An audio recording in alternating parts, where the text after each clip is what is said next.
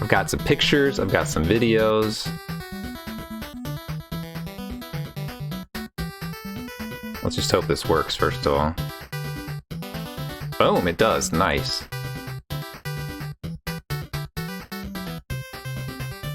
Cool.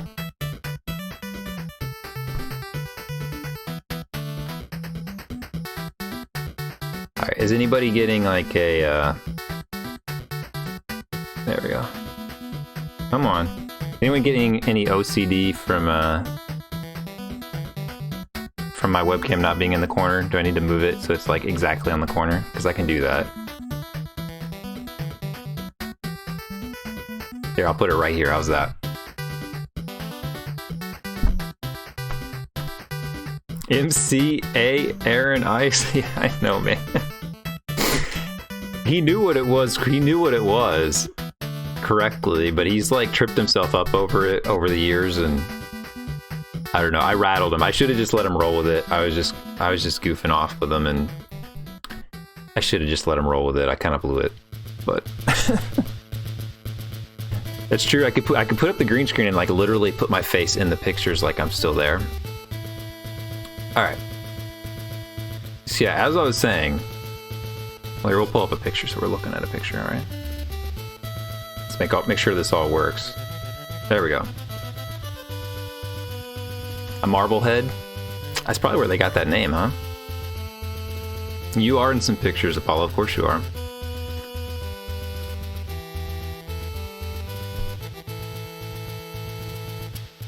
Yeah, so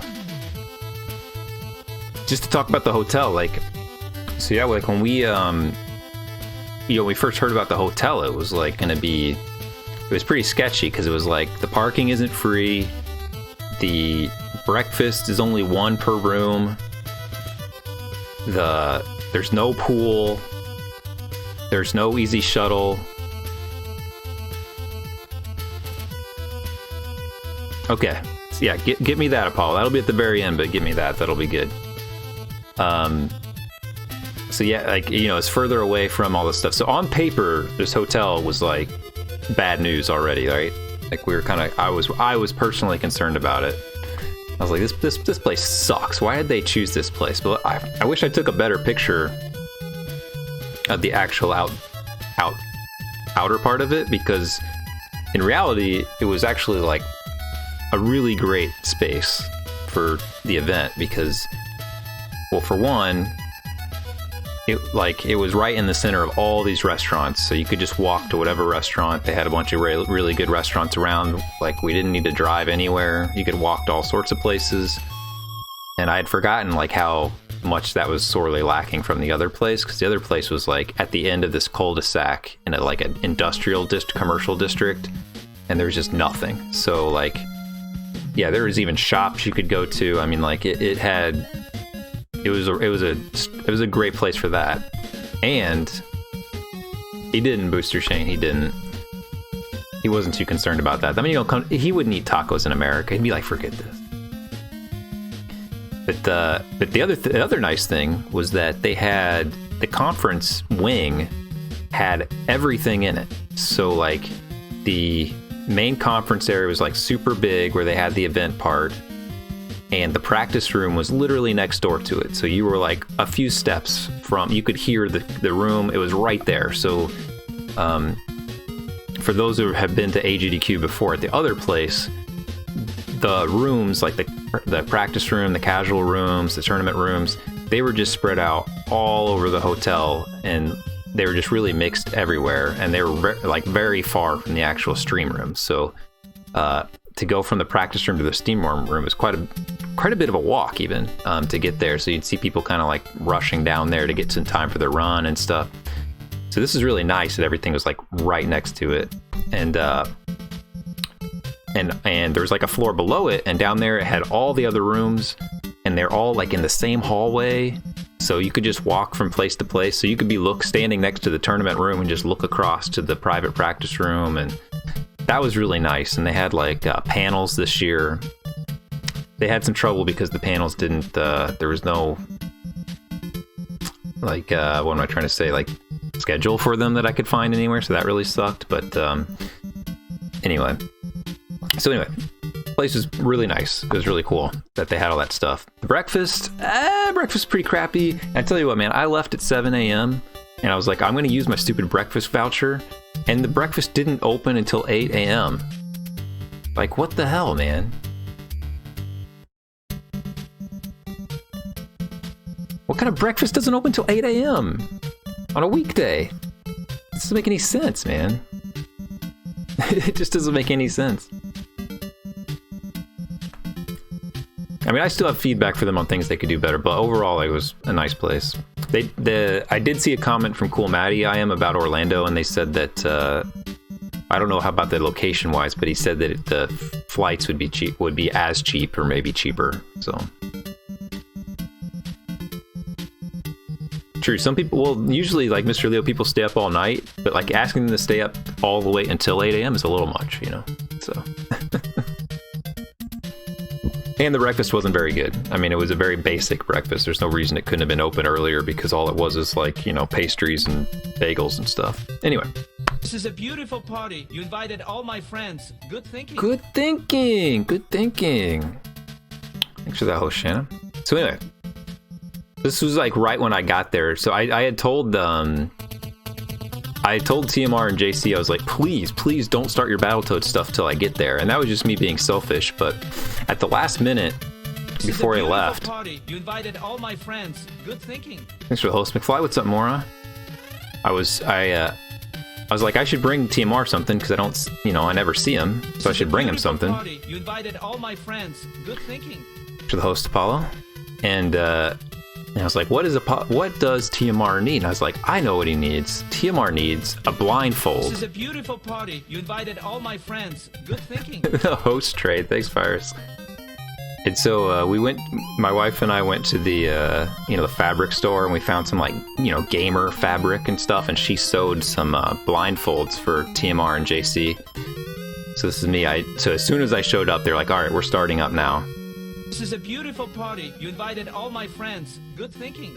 So I gave them some blindfolds that they could have. So now there's no more excuse. Thanks for the host booster, Shane. There's no more excuse for TMR to put a bag on his head or or whatever else he does. Now he's got actual blindfold as long as he remembered to bring it home with him that he could put on.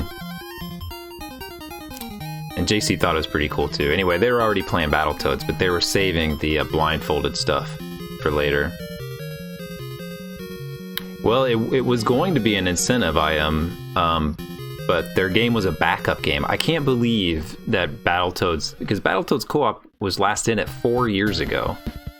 And I can't believe they didn't accept Battletoads Co-op because, like, it's such a cool run. It is so awesome. And their incentive was going to be double blindfold. Like, how did they turn that down? How did they turn that down? But yeah, so that was JC's idea because he's done the blindfolded stuff himself, and so he was like, let's submit to say we'll do it co-op, and he had figured out a good strat for that final section that's so tough, and so he thought that it could be done because he had gotten it more consistent. And anyway, I mean, that could have been a bit like that. It just seems like such a slam dunk. I really don't understand because there's, I don't know, of all the things, like you could have just wiped out the NES block and put that in. Really, honestly, at that point, just do that because it's like the pinnacle.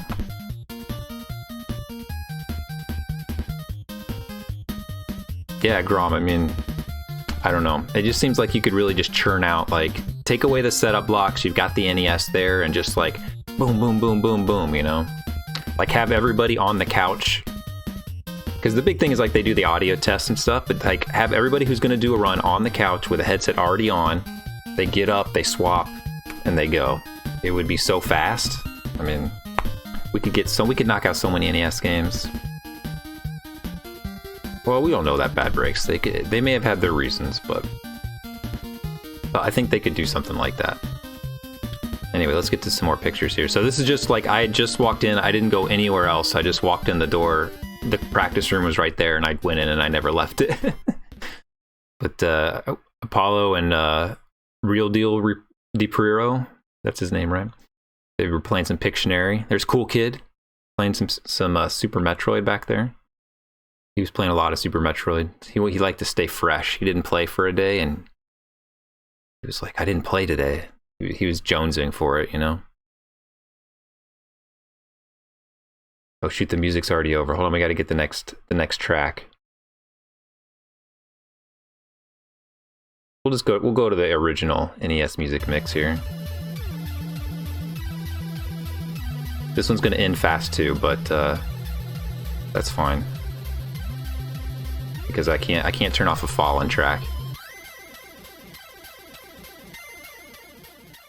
Well, so they have, I don't know, it's called World 9 Gaming is the company. I don't really know what their business is. What's up, Hot Dog Storm? But they provide all the hardware, which is great. If you've never been to a GDQ, like they're always at every one of them, and you can, anybody can just get a console, controllers, they have games, so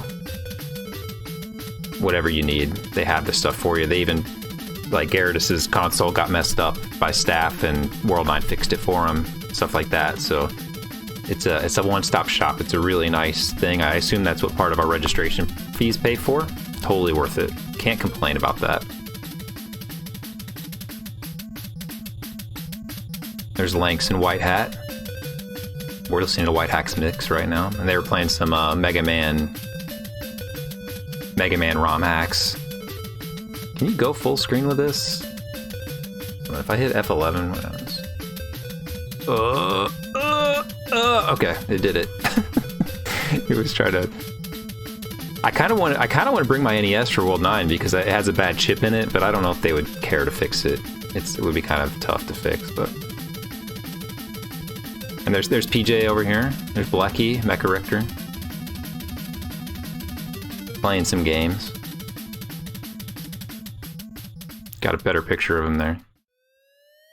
I took a better picture of this practice room, but you can see how big it is.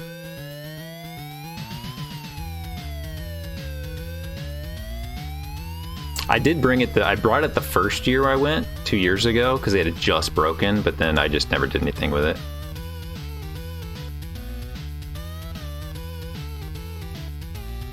So there's Elrock, there's Cove, the Cove as he's called. If he's not on the couch, he's Cove, but if he's on the couch, he's Cove. Yeah, they had an arcade as well, Mr. Leo, and guess what was in the arcade?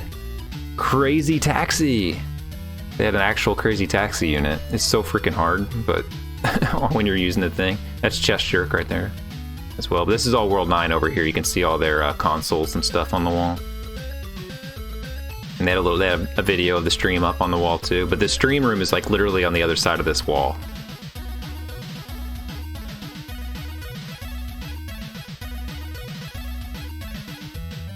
And this is us the first, right after we went out and got some food at this falafel place. There's Julia, if you guys know Utterly Julia from Vancouver. I can't remember this person's name she was hanging out with, but there's Lanks, there's Rot. See, look at Rot. He sees a lady. He sees a lady he's interested in. Look at that point. He's like, oh yeah, baby. There's Carrie, there's TMR. Gosh, what's this guy's name? I can't remember. I met these guys, I can't remember their name. He was on one of the Sega couches, I can't remember his name though. I did not see Apollo doing any DDR. I didn't see hardly anybody do DDR. Here we are at the falafel place. The big line of speedrunners. Getting some falafels. Actually, it was a kebab place, technically, I guess.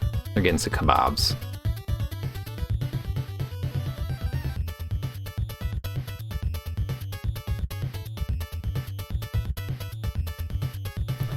Anyway, we came back and they did this, and they really started their blindfolded stuff. There's Enemy. I could tell right there. I didn't realize it. I have this picture, and I didn't even realize what they were doing. They're playing Bloody Wolf, and there's the Turbo Duo right there. I wish I could have checked it out. I wish I would have brought my... what's up, Cyphrin? Cyphrin was my roommate. We were roommate bros. We did pretty well together. We're both get in the room, lay down, and go to sleep type of guys, so it worked out really well. Neither of us were really partiers.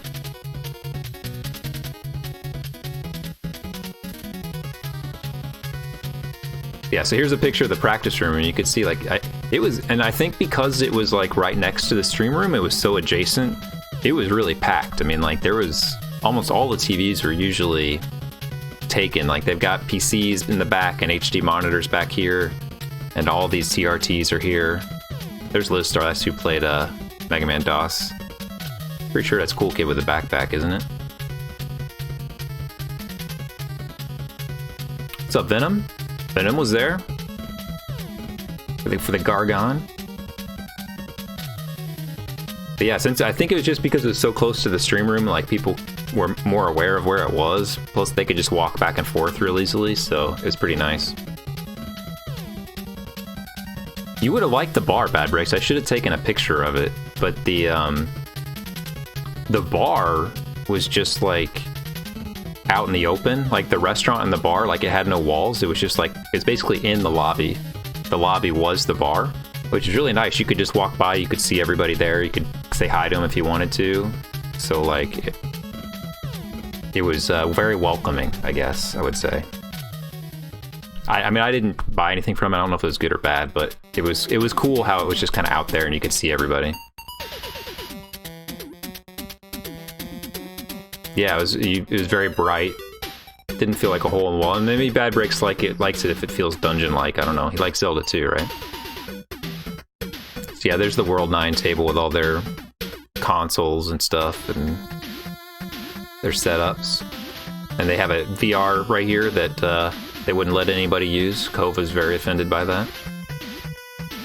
Yeah, Bad Breaks could get the senior discount, man. You know what? It didn't smell in these places except for one room. In the casual gaming room, it was a little funky, but I think it was just because the air wasn't moving at all. Like it was kind of hot in that room. I don't think it was their fault, to be honest. So this picture, like, all right. So they were. So TMR, I was recording them doing these attempts, right? And TMR put the laptop down on a chair right in front of them to help record it. And then you can see the wire there, like he's got his phone right here kind of aimed at him. And then I was recording like the good video, right? And whenever TMR started recording with the computer, like JC, like he starts like interacting with it and stuff. Like I just figure he's just because they're recording, you know, he wants it to be a cool video, but he keeps interacting with it and stuff. And it'd been like an hour of them doing attempts, and TMR got up to use the bathroom, and then so like JC like moves closer to the laptop, and he looks at me and he's like, so like, he's like, do you got the chat box? Can we pull the chat box up? And I was like, JC, man, it's just recording. It's not streaming or anything. And he was like, oh, he thought it was streaming like the entire time. And that's why he kept talking to the computer. So anyway, I took, what's up, Detox? So I took a picture, TMR wanted a picture of the two of them doing this, right? What's up, Hellkite? And so I'm like, all right, smile for the picture. And JC, like, you know, he does the thing, but he looks down at the computer and smiles for the computer. And I'm standing here holding my phone to take the picture, and he's looking down at the computer like this. And I was like, JC, you got to look at the camera. And like, that's why he's laughing like that, because he realized that what he was doing. It was just really funny, just like this. That would have been a terrible pic. I should have got a picture of him looking at the computer like a dummy. And that would have been pretty great. So anyway, that was his reaction when I was like, please look at the camera. Yeah, he's a goofball, man. Anyway, there, I got him to look at the camera there. Much better picture, I think.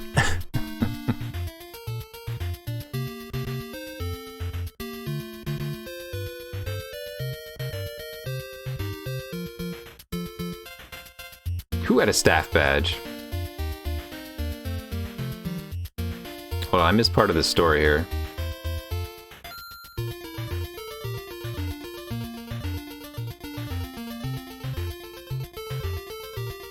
Dang, Bad Breaks. Causing trouble, man.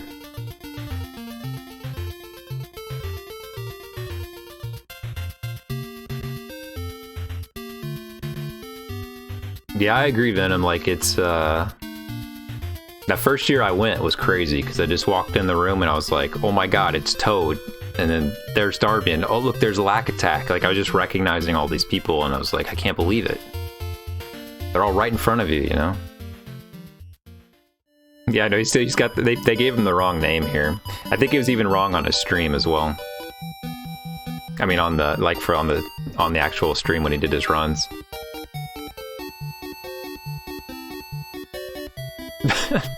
Man, I wish I was there for that Bad Breaks. That sounds pretty hilarious. There's Gyarados doing some Vice Project Doom. I think that's Figbird there. Ooh, prepping for it. So back in 2017, when Gyarados was at AGDQ, Figbird was supposed to do his commentary for Tiny Toons 2 and for Tiny Toons 1, excuse me, and he got really sick the night before, and he didn't make it to the run, so he got his redemption by doing the commentary for Vice Project Doom and did a good job with it. It's Haba.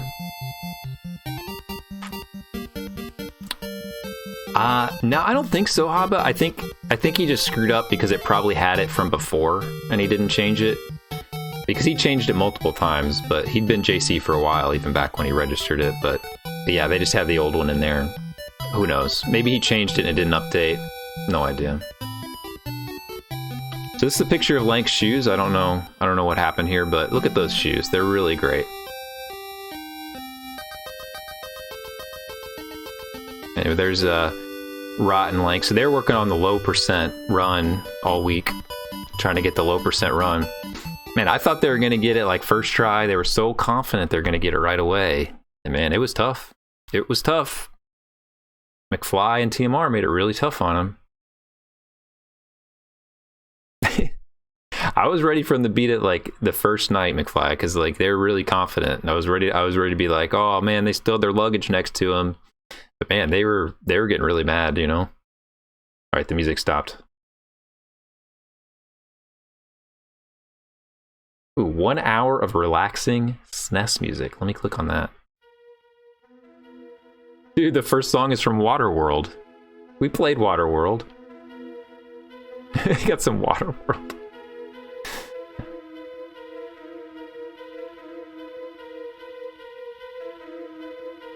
All right, next picture. Come on, there we go. So there's I Am right there, and there's Virus. I took the picture. Virus thought it was funny the way we were standing out. So we look like a Wi-Fi signal because we just jumped in there so fast.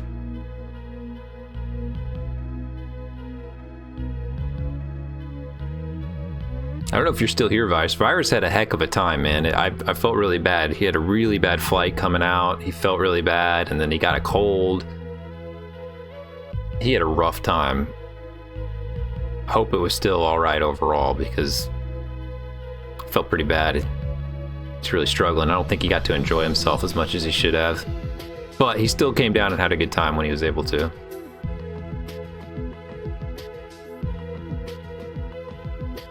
There's I Am with JC. See, I went to take, it was the same thing. I took this picture and I was like, JC, stop moving. I'm trying to take your picture. He's like waving while I take the picture.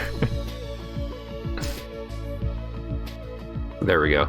His face of concentration. All right, don't move. Don't move. That's a good picture though. I'll give you the link to this after the stream, I Am. You can frame this picture. There's Bismuth.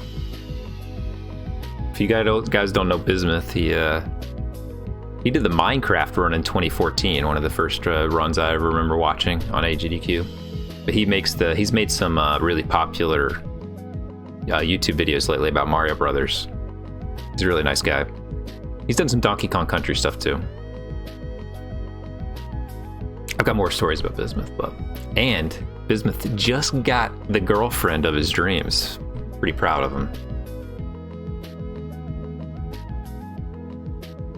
Yeah, Bismuth was he was a baller. We'll get to those pictures. Dude can play. There's Virus back there hanging out.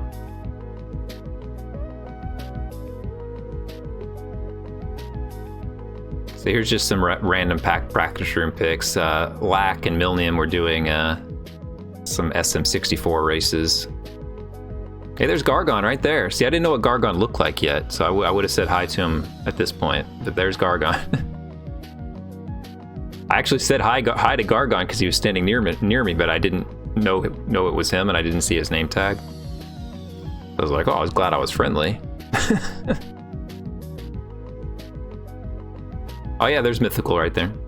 That's Crank Dude, right? This dude ran Mega Man X2 and SM6 and Super Mario RPG. He killed it on RPG, man. It was really good.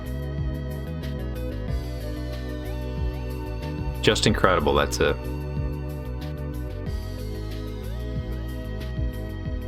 Oh, I got this. That one's blurry. There's a better picture. So we were playing some battle modes, so I had to get a picture of us. Look at Cypher, man. He's so freaking photogenic. Makes me sick. There's Apollo like if you look at pictures, Apollo's face looks like this in every picture. He's got that that cool smug look, yeah.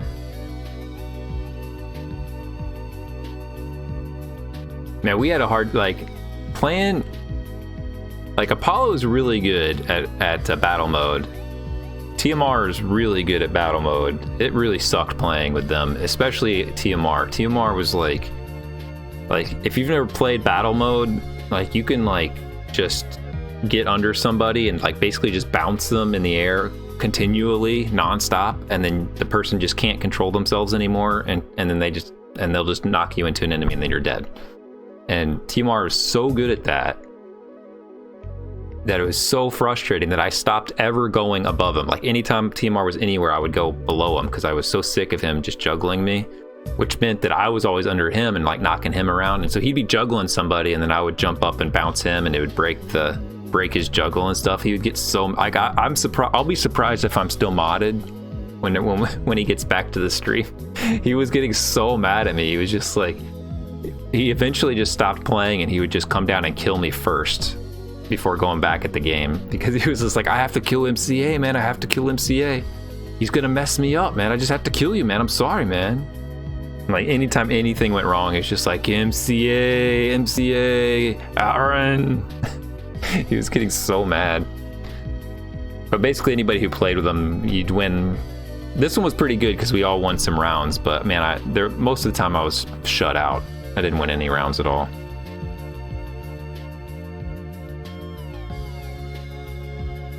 This dude over here, so he took over these TVs and set up this Pringles game. I think it was at SGDQ, so you guys who were at SGDQ, Sexrex is his name.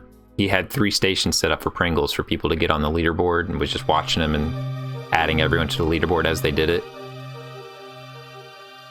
If anybody knows this guy here, I'm curious what his deal is, because he always had this little earpiece in with a headphone in front of him, like he's a Backstreet Boy. I'm not sure if he was talking on the phone all the time or was karaokeing remotely. I'm not really sure. I'm curious. No, that's not Jesus.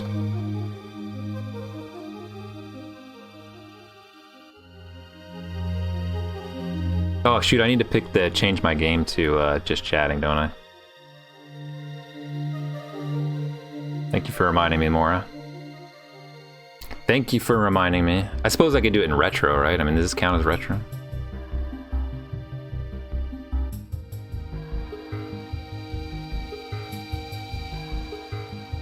Alright, so this was for Rot Stream, just sitting in the back here. So I don't know if you guys watched Rot Stream, but I would recommend it just specifically before. So it was Covert Muffin was on the announcer seat, and he read it wrong. And he was like, all right, so up next, give it up for Bloody Wolf playing Rot Dog. Take it away, Bloody Wolf. It was hilarious, man. I was laughing so hard. It was so funny. They were like, switch that around, whatever. I don't know. I couldn't help but just cracking up, man. I called Rot Bloody Wolf for the rest of the week. It was too funny.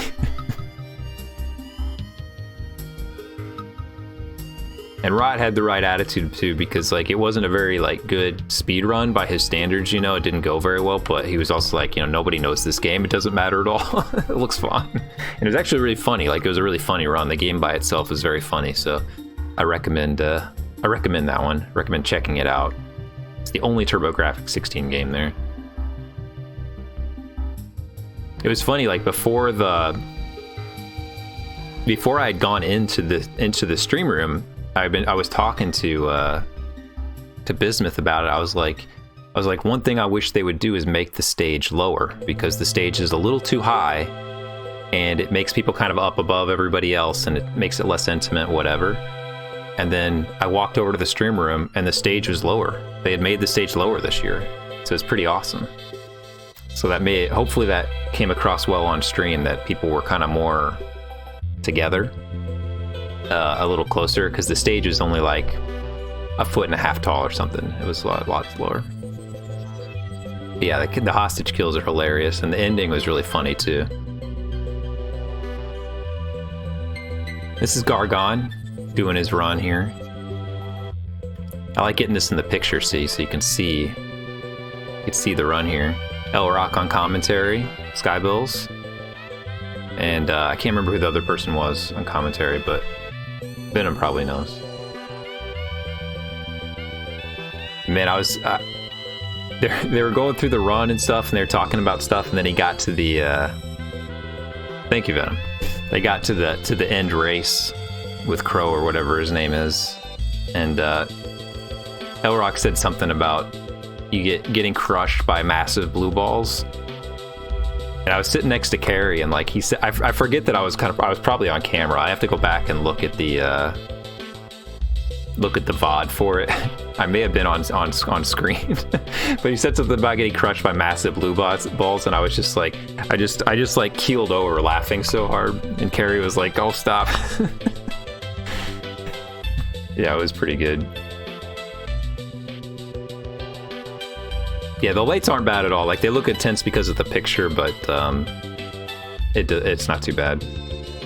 Those are the lights that I need for this stream, so I don't look so shadowed, but I don't know, I don't really... It's so messy down here already. I just feel like it'd just get even worse. There's the retro crew. Not the best picture, but when we were watching some of the... I think we were about to watch ActRaiser 2, PJ's ActRaiser 2 run right here. And also, yeah, this is during Enemies run as well, because I remember Apollo sitting next to me laughing at that Steiner math thing, and me and Lanks are just like wrestling jokes. There's Rot covering up taxes there. There's Yells. There's White Hat. He wasn't having any of it. He didn't want to be in that picture. There's Cool Kid. Look at that. A pixelated Cool Kid back here. You can see him from a mile away. Big boy. Big boy will never be missed, you know? You can always see him, you know? I know Habba wouldn't recognize me. If I have regular lighting on me, he'd be like, who the hell's that? Oh yeah, we did the wave thing. I've got a picture. I took. You can't see it because I took the. I had all of us look at the screen, and I was like, "All right, everybody, look at the screen and smile, really nice." And then I tried to take a screenshot of it, like while we did it. You can't see this at all, but make it bigger. And then I looked down to make the screen capture, and I missed it. I screwed it up.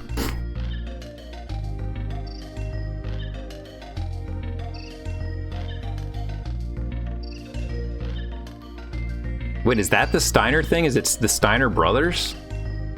Are they the guys who did the Frankensteiner? Is that the Frankensteiner guys? The dude did the Frankensteiner? Is that who is responsible for that meme? Dude, I loved that was my favorite. That was my favorite like wrestler. That was my favorite move was the Frankensteiner. All right, I'm back in. I'm back in on that joke. All right, I'm back in. I loved it. What's up, Shingen?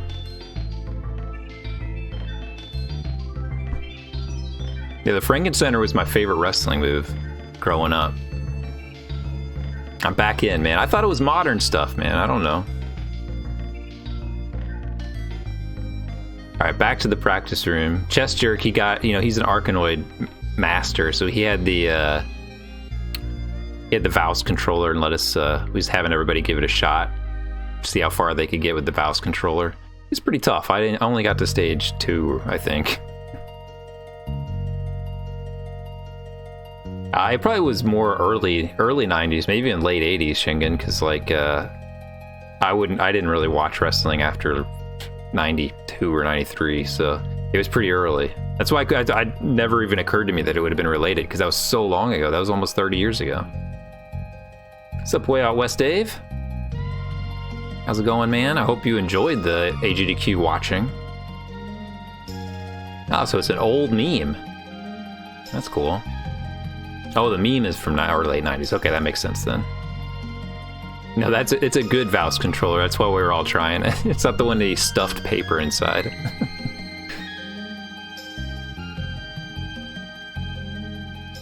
So this dude here, like, I don't know if he's... I took this picture and sent it to my friend because I have a friend who looks... I mean, I'm not even kidding. Like, he looks exactly like this guy. And I took this picture and I texted it to him. And he replied to me, OMG, I thought that was a picture of me because I have that jacket. So I feel like I nailed it. What's up, Alex Pigment? There's some good VODs to catch up on, man, if you missed some of it. But anyway, this dude, I walked up to talk to Author Blues about Gilligan and just say hi because I hadn't talked to him. And this guy was standing next to him and introduced himself. This dude's a reporter from the Huffington Post. So we did a little talking, and he's got 2 kids as well, around the same age as mine, you know. So he was looking at some angles of what he could write about for GDQ. So there should be a GDQ article in Huffington Post about something. He took my contact info, but I haven't heard from him, so I assume he decided my story maybe didn't match what he's going for, which is totally cool because, I mean, writing about me when it comes to AGDQ seems like kind of a waste of time, but in any event, he was talking to lots of people and getting names and stuff, but I was telling him some stories about things. It was funny because he asked, he's like, there's not many like parents here, right? And I was like, I agreed. I was like, yeah, not really. I mean, there aren't that many people with kids, you know. And like Author Blues was like, oh no, there's lots of people with kids. There's lots of people with kids. And I was like, I can only think of like 2 or 3, so I feel like there really isn't, but I'll go with it. And he named a couple, but I mean, I still feel like it's lower than average kid havings. But that's why he was talking to Lack. We were like, you should go talk to Lack Attack. He's got a newborn, and he's a great speedrunner. So you should go talk to him. And he said something about, we were talking about like usernames and like people using their, using their actual names. And I said something about, I had seen an article about people using, for esports, if you use your actual name, it's going to be more likely to be, better branding, like you're more likely to be recognized or something, whatever, something like that, more respected as athletes or something like that. And he's like, yeah, you don't want to, he's like, you don't want to, like 20 years from now, just have some, dumb username or something like that. He may even like directly respond, like pointed Author Blues, like when he said that, and Author Blues was like just gave him a look. He's like, what are you talking about? My username is awesome. It was such a funny response. He's like, I'll never be tired of my name. I love it.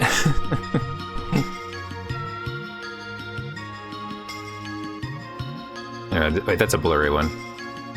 All right, we were on the couch for this. What was the couch for this, Apollo? Do you remember?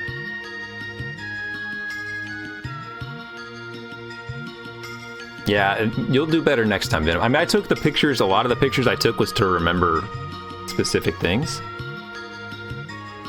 Yeah, it was just me and Apollo were sitting on the couch, and we were like, and TMR came up and said something about the celebrity couch. And we're like, go ahead and fit in. Like, it was definitely a 2-person couch.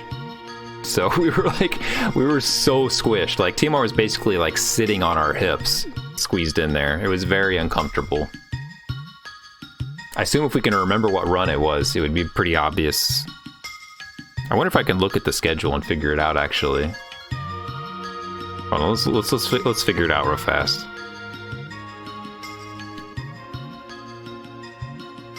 Oh, it's JC's runs, obviously. No, it's JC's runs. Because he wanted to be up there for JC. So yeah, it was because the Castlevania stuff for JC.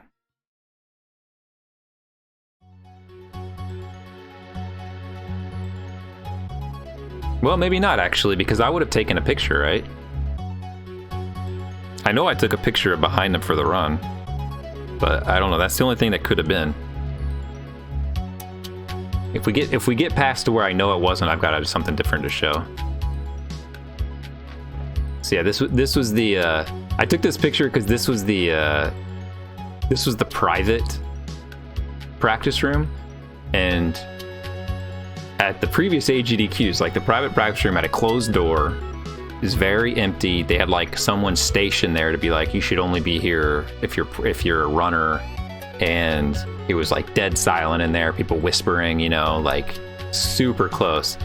So this was the private practice room at this hotel with the doors wide open, filled with people, just packed in, like super loud, like every other room there. Yeah, I mean, there's a reason they were practicing their Mega Man stuff for the relay, but you know, a lot of these people were just in there hanging out, watching it. I mean, it was, you know. You guys like, guys, be quiet, come on. But yeah, they're doing their thing. What's up, Dragor? Oh, I missed that, Apollo.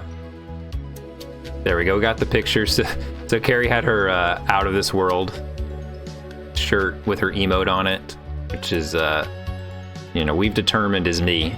So there I am, enacting the shirt. It is me, that is my shirt. She's a big fan. She is a big fan. Who isn't, you know?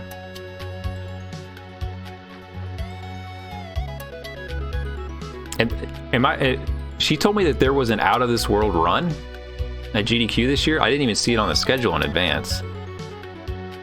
So I need to watch that VOD so I can check it out.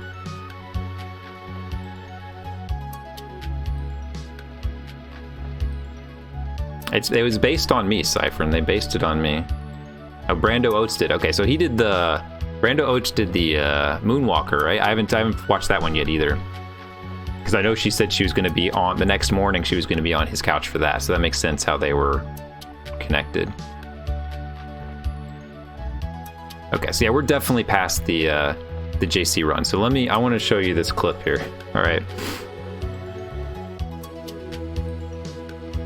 Yeah, it's a good point, Bad Breaks. It's a good point.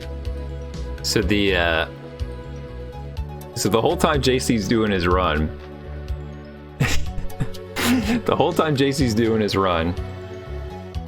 he's just in like JC mode, right? And like he's immediately like relaxed, doing his own thing, and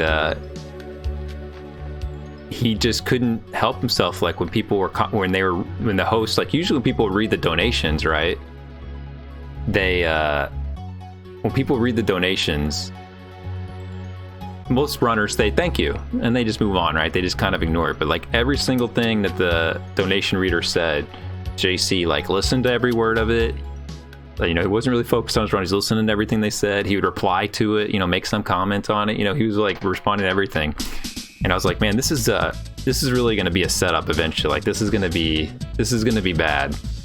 And so at one point somebody did a donation and was like from JC's mom and said, I hope you're enjoying your video game party. And it was really funny, right?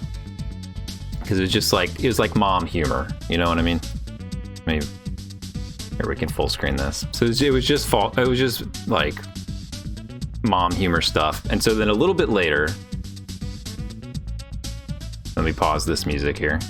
A little bit later, someone else. So apparently there were a lot of other donations like this as well, but this was the one that got pulled in here. So we can go ahead and do a donation or two. Yeah, do a donation. So it looks like your family's in this, JC, because we have a donation from JC's dad for $5. And he says, JC, this is your father. Stop playing Castle Crashers or whatever that is and get a real job.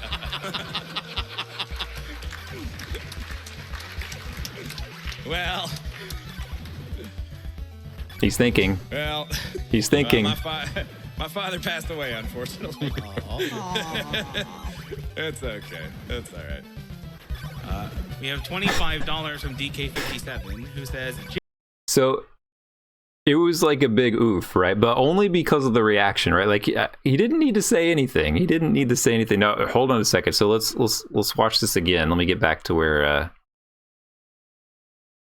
he said. Stop playing Castle Crashers. So here's me right here. I want you to watch my reaction real fast, all right?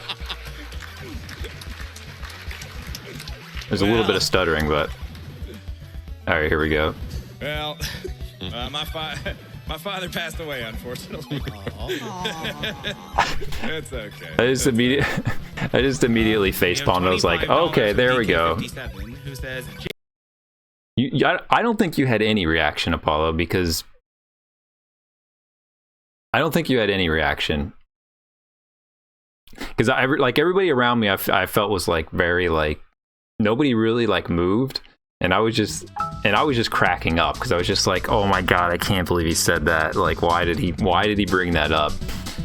And I felt that that's where it was going when he started to stutter. I was like, he's gonna say like his dad's dead, isn't he? Like he's gonna say that, isn't he?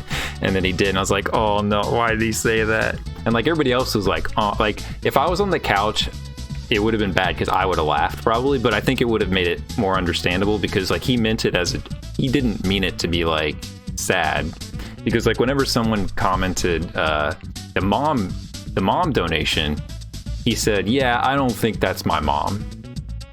And so he was just connecting it back to that donation. He was just saying like, yeah, I don't think that was my dad. Like that's all he meant by that. And but the way it came out, it didn't really read the room very well.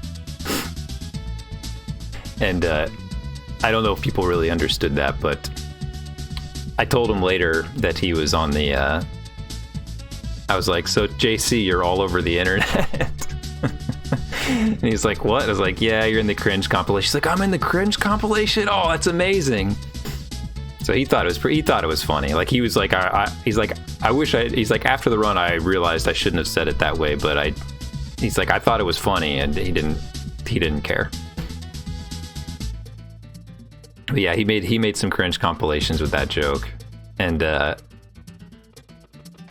mean, it would have been kind of funny if his dad wasn't dead as well. That would have been kind of funny. I need to watch. I missed most of the Camellia run, Grom. I need to watch it because I can only imagine between him and BBF like what was going on there. Like that could have been. I think it was mostly just because you have clips now, Dapper Dan. People are just sharing that clip. Like if you look at the most clips viewed that week, his is in the top 20 like 4 or 5 times because so many people clipped it and shared it.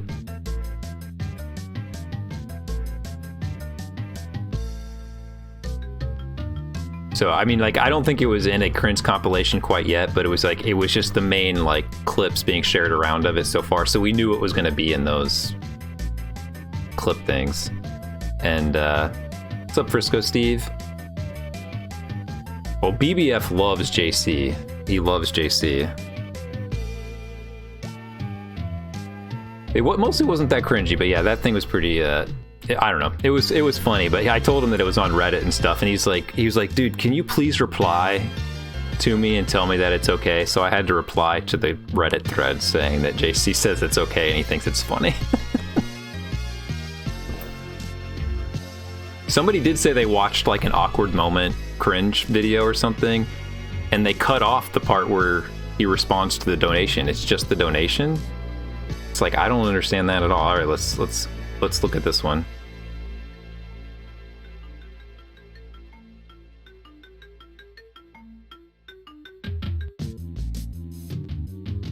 Hey, there's the Cove right there. I haven't gotten to your pictures yet, Cove. Only one of them.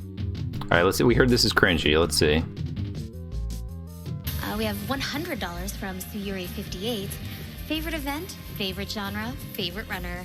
Been looking forward to this all week, so please kiss that Camellia. Or was it kill? I'm not kissing Camellia. I'll kiss Camellia. She looks like she's 12. Oh, I won't kiss Camellia. Gotcha. You can read like 2 or 3 more. She's real big. Oh my god, yeah, that needs to be in a cringe compilation. Oh my god, dude. Yeah, you're the Cove unless you're on a couch, Cove, and then you're a Cov.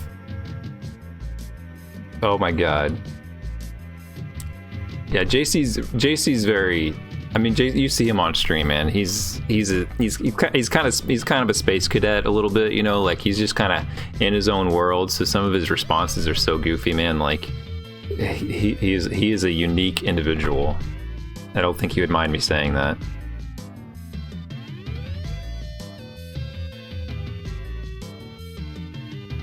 Yeah, I'm glad he backtracked out of it at least. I mean, he could have been like, "Oh, that's okay," or said something even worse. So he at least pulled it back. Anyway, I didn't get a picture of the game here, but this is they were working on Chippendale because Sinister One, he's done some runs of Chippendale, you know, 2 controllers by himself, and he's also done some co-op runs as well. So they were going for some with the new RNG stuff, you know, the fixed RNG. They were going for some PBs, and they got that PB. They did it. If you say so, McFly, I would not do that. I would not feel comfortable.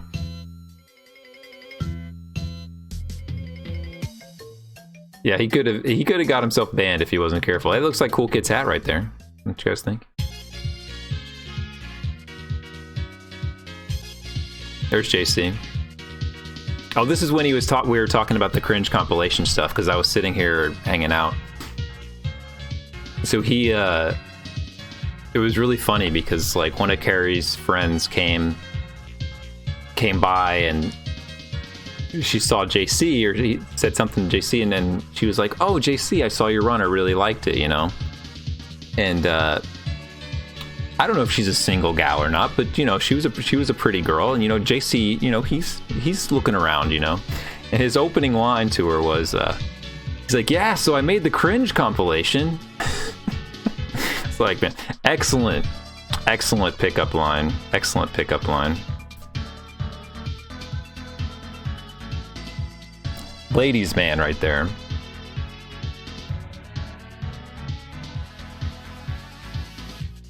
And then he was like, "You want to see me do the turbo tunnels blindfolded?" Oh man, pretty good. Anyway, they're playing battle mode over here. This is serious time. There's Kenny, if you guys know Kenny.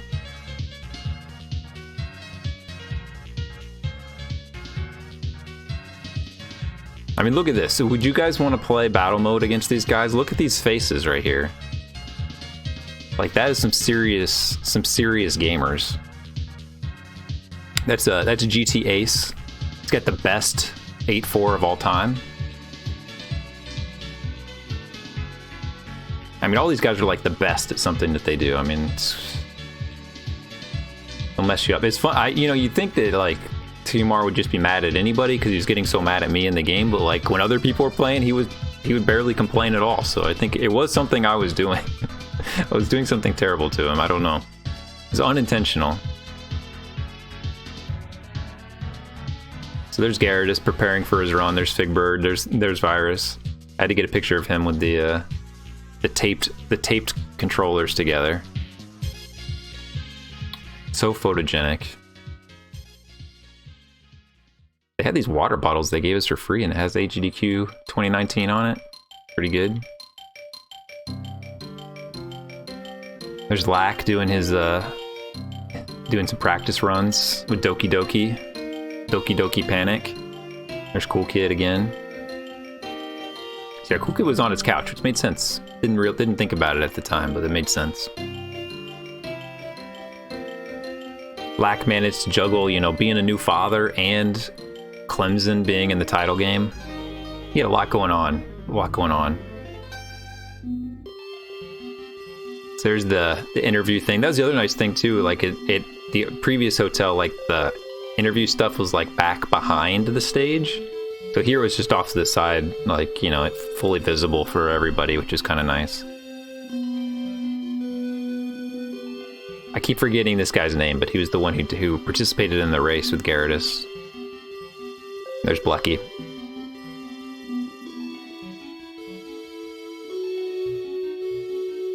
Is this the couch here? There's Rot. Oh no, we got a better picture. There's the whole crew. Getting ready for the race. Swordsman Kirby, that's it.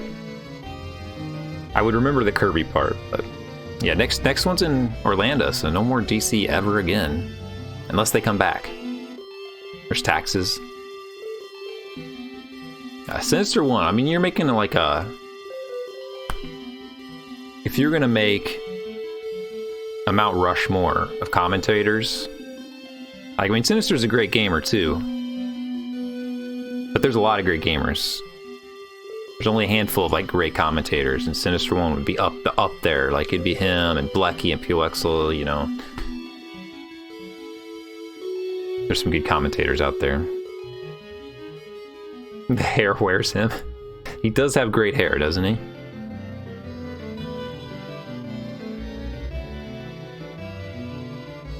There's the Cove. It's the Cove! He was wearing his Manuel shirt, so I had to get a picture with him on the... Since I had my Nest Mania shirt on. There's Skybills hanging out back here. So as long as any complaints about the... There's I am right there. Any complaints about these pictures, Apollo took these pictures, so... Took a close-up, far away. Look at all these, there's just so many pictures. There's the Doki Doki Panic. I took this one because Julia was up there taking pictures, so... This guy was like training her, I guess. I didn't know at the time, but man, he was just like on her, like, just stuck to her. Following her around, it was strange, so I had to ask her about it later.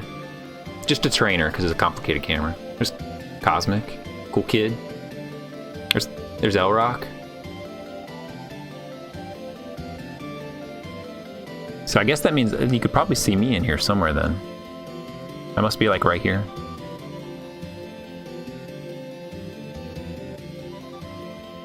Yeah, it was a really fun run. I mean, there were only a couple of NES games, and like that was kind of a long run. So, but it was fun. Like I'm glad that it was in there.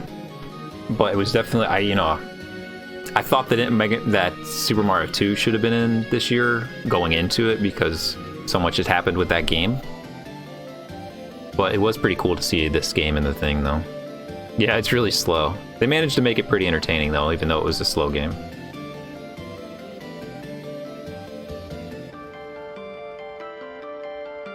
So this was the follow Jasmith. Yeah, lots of waiting. I hope so. I hope they get it in there. So we went down for a tournament. So Jeff, if you guys know Jeff XVX, you may or may not, but he likes to do ROM hacks, and he does a ROM hack every year and does like a blind race of it. So this is the first time I was actually around when he was doing it. And he got this tournament room, and they had NES to set up for us on these TVs, so it was really awesome.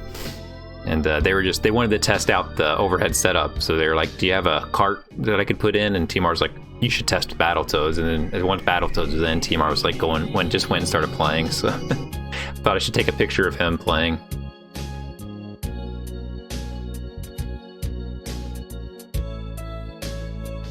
Yeah, I've always heard him talking about the ROM hacks, but it was never at a time when I was around. But yeah, the tournament was stacked. So not to spoil it here, but so like when people were signing up for the tournament, it was like I was like, oh yeah, that sounds fun. I'll just do this Mario ROM hack, like whatever. Like that sounds like a good time. And then I looked at the list after I signed up, and it was like every single one of them were like elite Super Mario Brothers speedrunners. Like every single one of them was like Cosmic, Sumwest, Picante, Bismuth, like everybody who signed up were like people who had sub 5, like Lack Attack, like cool kid. Like anybody who had like a good time in Super Mario Brothers had signed up, and then there was me.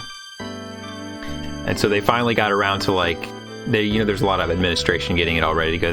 They're ready to go, and they're going through the list of people like this person on this person versus this person, this versus for this person, Aaron versus some Wes, and the whole room when they said Aaron versus some Wes just bursts out laughing. Now I don't know why that was so funny. That it was so funny that happened, but the whole room just like just cracking up at the top of their lungs. And yeah, it was pretty rough. I lost. Yeah, they did. They were right. So yeah, here's me with some Wes here. I mean, I was in a tough group. I had the gunners. So yeah, I got the some of you guys might remember like TMR won some gunners for some reason. I can't remember why. And he decided he didn't want them because he would never play and use them. So he did a raffle, and I won the raffle, and everybody thought it was rigged. And so he brought them for me. I'd already forgotten about it. And so I was like, oh man, when we do this SMB race, I'm going to put on the gunners and intimidate whoever my opponent is. And then of course I got some West. So it was totally fruitless. It was totally pointless. But yeah, I got these gunners so I can look like a pro gamer. I look pretty cool, you know. They look a little bit less like gaming glasses and more like some kind of service person, like welder, whatever, plumber glasses. So they didn't quite have the intimidating effect that I thought that they might. Thanks for that bit, Kev Larson. So the game was kind of cool. Let me go through these pictures so I can like show what it was. Hey, look, guys. It's everyone's favorite Dance Dad. Hello. Scientists joined the Coast Guard. Yeah, it could be. Hey, there's virus sneaking into this picture. I didn't see that.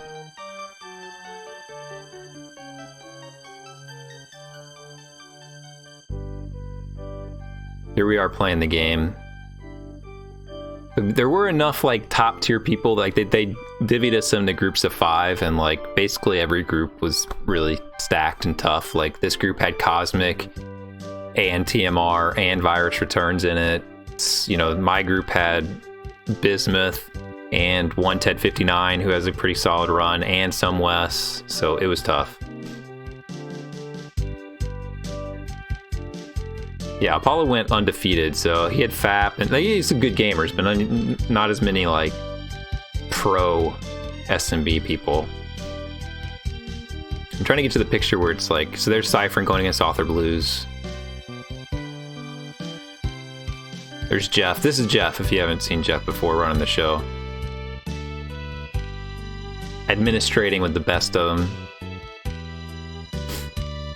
And then once they did the group round, they had to like create the actual single elimination tournament bracket. So I'd want to get some pictures of them in action, you know. Well, it's World 9. They have all the CRTs. At least they do for now. Oh, I thought this said the human element. I was excited for a second.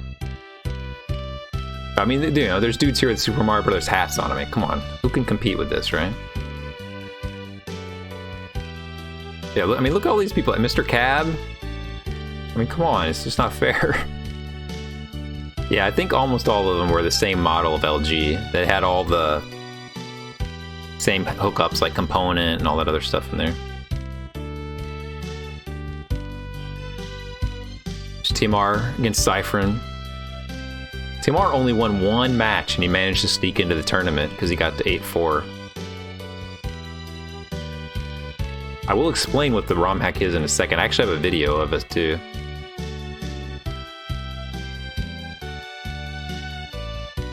Yeah, TMR lost to Cyphrin.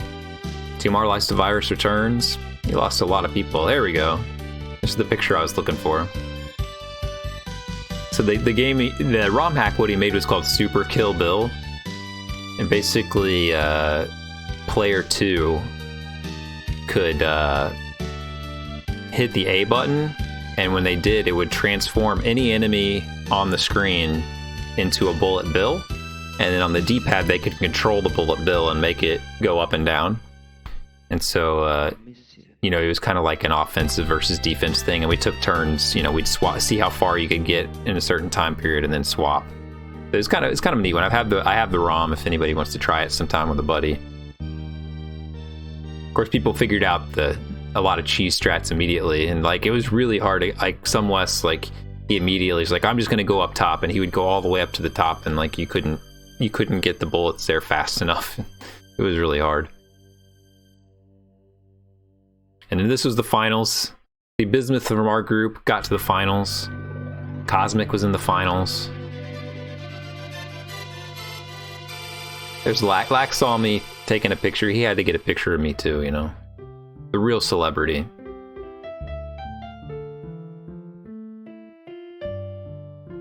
But Some West beat it. I don't remember if anyone... do you remember, Apollo? Some West beat the game. Like, he got all the way through the game. And then Cosmic was the big winner. He's just on top of his game, man. What can you do? Cosmic almost beat the game here. Like, he did get to 8-4. He got pretty far in it as well. No, I left on Friday morning, Venom. I just wanted to get through Thursday night and head home. I probably would have left on Thursday if it wasn't for TMR's run even, so. I mean, Cosmic's, he just wins everything. He won the previous years as well. Like, he's the Mario god. I mean, what can you do? He's the most clutch gamer alive. I think we all know that. I don't remember who was taking this picture, but clearly I'll need to provide this picture since I did not take it in portrait. Mine was the superior picture.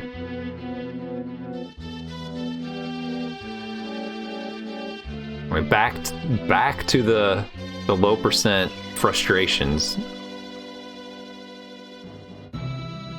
They were getting really mad. This is the face of anger right here.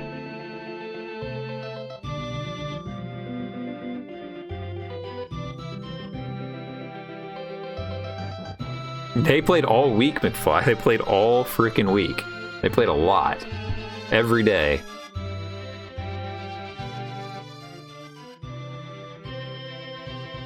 It was always something.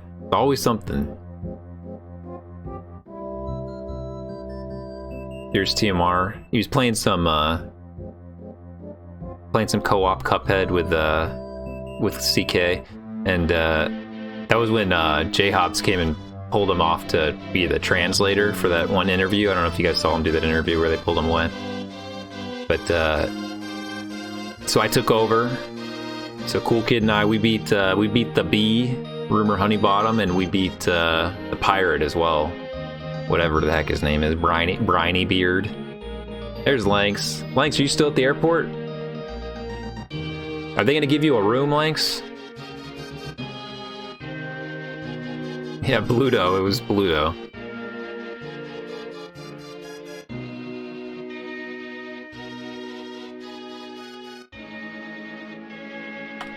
So I went to, this is the panel room. So see, they had this really nice meeting room. The only problem was like they didn't have a schedule anywhere, so I didn't go to any of these things because I didn't know what time anything was. But I knew about this one because Blucky wanted to go to it, and we were working on the commentary stuff. So, are they going to give you a place to sleep? Or are you going to have to sleep at the airport? But anyway, this was the Speed Gaming panel. If you guys, I'm sure you know the Speed Gaming channel. Set of channels, the group.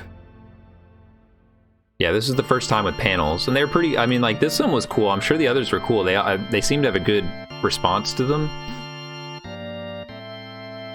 So, no, he still got them. There's some sideburns here. Feasel's looking super fly, man. But it was that's mythical. Bad Breaks, best boy. Well, it was pretty interesting, some of the stuff they talked about. Some of it was more like administrative on things that maybe I wasn't as interested in, but hearing kind of the origins of it and what their kind of goals were and things was kind of neat. I didn't realize they had gotten funding, like Twitch helped fund the Speed Gaming channel. I didn't know that. So this is a joint effort. So that's how they have staff members and stuff, because they're able to pay people to help get it off the ground a little better. So that's why it's doing so well, I think, is because they were able to really mechanize everything. Man, I wish I could see. That was the thing. Like, I was gonna go to Big John's Price is Right thing because they were doing it right after I arrived, and of course I got into the practice room, completely forgot about it. And I talked to him after. He said it went really well and he was going to do it again, but if he did, I didn't know when he was going to do it. But he was sweating and stuff. I could tell he was like working really hard on it. Yeah, he worked with Sinister on it, Bad Breaks, because like Sinister's the, you know, that's his job. He's the speed game, the speed running liaison, whatever you want to call it. So it made sense that he would partner with that channel and try to get something going. So Saturday afternoon, yeah, it was too late then. Would have been fun though. Hey, there's Big John right there. Speaking of Big John, yeah, we're just prepping for the Cuphead run.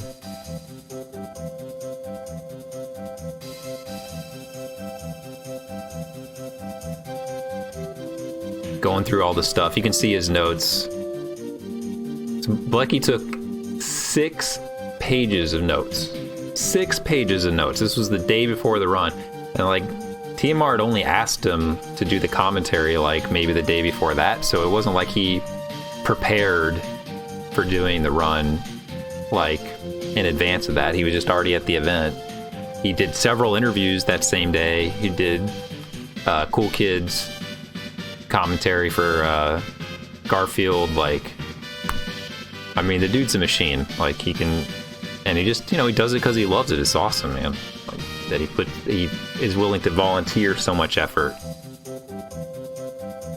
Yeah, he's definitely really busy. he gets around, but he still has a good time. Like, he does good time management, you know.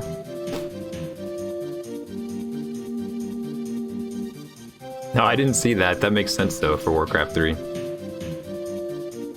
All right, let's keep moving here. All right, so this was the pizza place that TMR loved, the pizza place, because they had buffalo chicken or something. He always wanted to go to this place, but I took this picture because look at the size of that pizza. Like, I don't know, can you appreciate how big this pizza is? Like, CK is a big boy, and this pizza is freaking enormous. Blecky was here too. Like, imagine if he handed this pizza to Blecky. Like, look how big this pizza is. It's so big. Something to Frawley. Like, I don't even know, like, how big a pizza is that? Like 20 inches or something? I don't know. It was enormous. It was so big they didn't cut it in, you know, pie slices. They cut it in squares.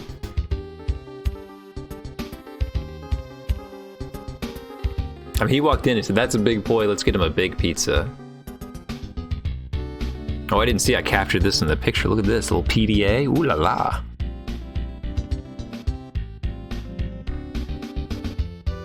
We should post this picture on the on all those people asking who's the girl on the couch. You know, it's like too late.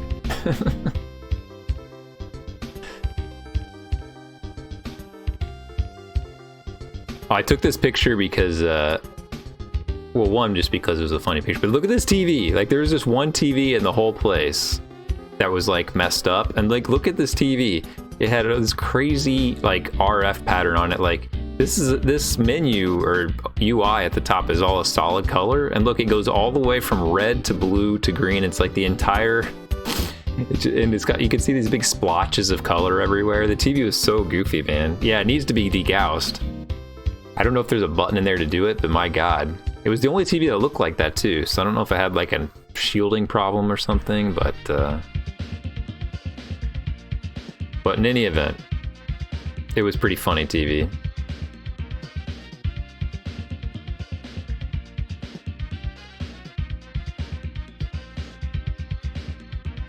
Are we still listening to the relaxing SNES music? I guess we are. Do, do, do, do.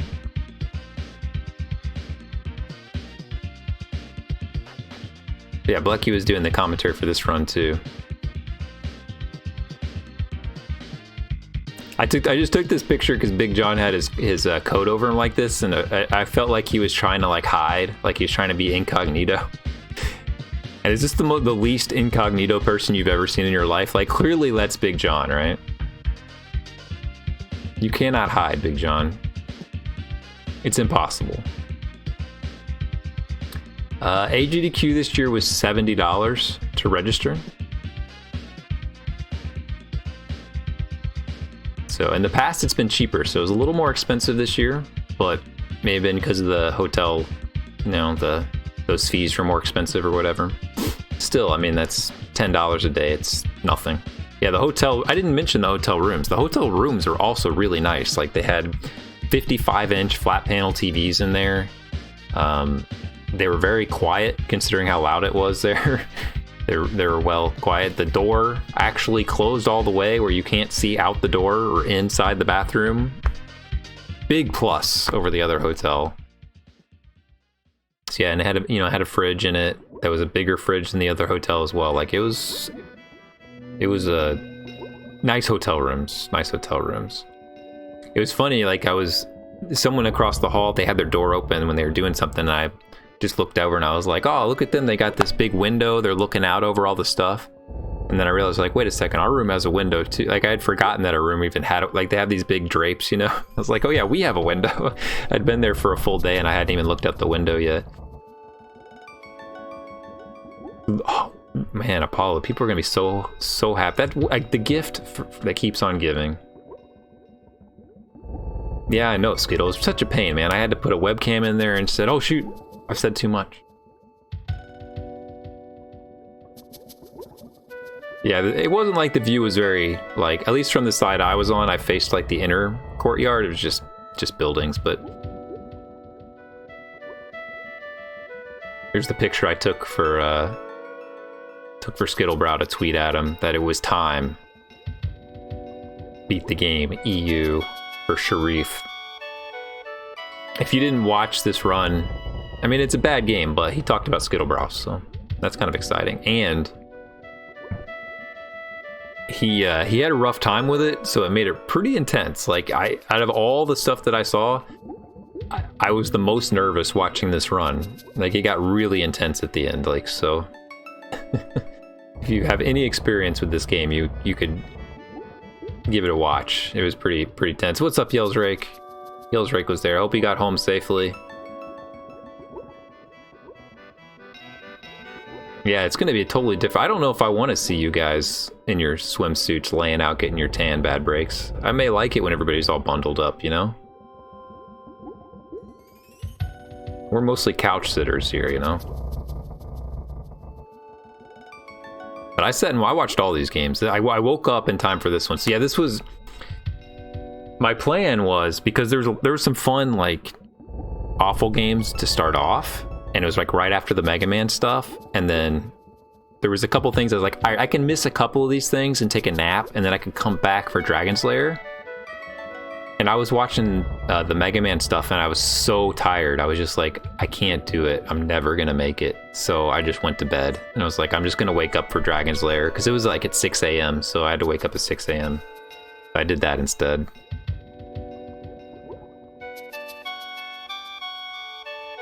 Yeah, I mean, there's a lot of people that live along the East Coast. That Orlando's going to be much tougher, I'm sure. So I took this picture. I don't know if you guys will see what's funny about this picture. I didn't mean for it to be funny. I took this picture just because I was sitting on the side here at the makeup station, and Cool Kid was doing his interview, and he had the hat on, and I thought it was kind of a funny picture. And then I was going back through my pictures later. And I was scrolling through the pictures, and yeah, it looks a little suggestive here. the whole setup here looked like it was a little bit of a private time station. It's like, well, Cool Kid's on the couch with his Garfield hat in, and let me tell you, everybody's got their thing, you know. It's an exciting time. It was an exciting time to be watching Cool Kid.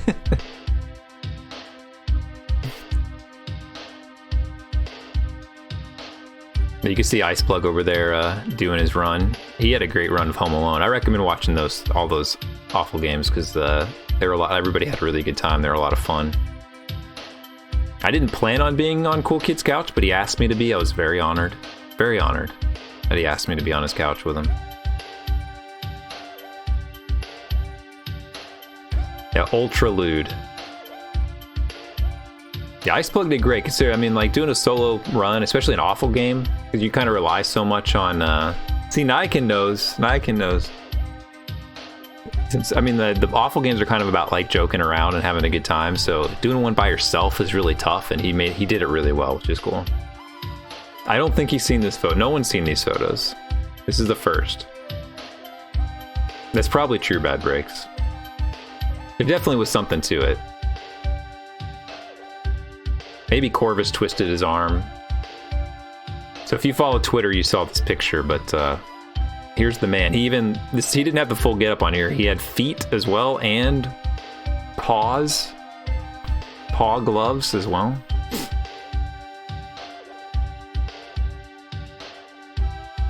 Yeah, this is Earthworm Jim, right?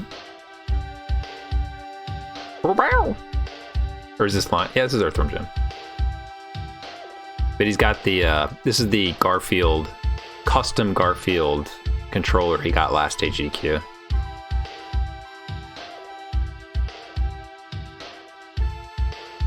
Yeah, I know. You notice I take all my pictures in portrait mode unless they're of Cool Kid.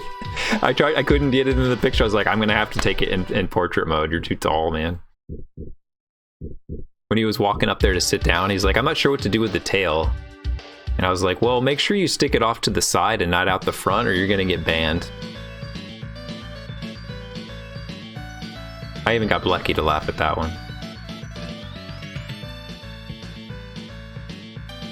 This is relaxing SNES music, man. This is intense music. So there's the Cool Kid getting ready for his run in the full costume.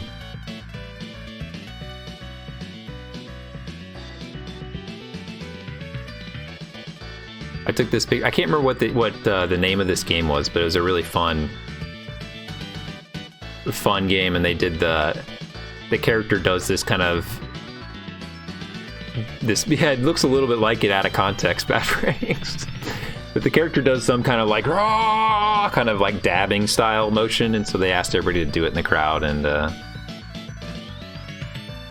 it was pretty funny. They got everybody to do it, so it looked pretty cool. Kenny was on the couch. He looked pretty cool doing it. Yeah, I can't remember the name of it. I could look it up, but Trio the Punch. That's it. Cypher knows. Cypher was on a lot of couches. He was probably on this couch too, right? You're on every couch. They just save a space for Cypher.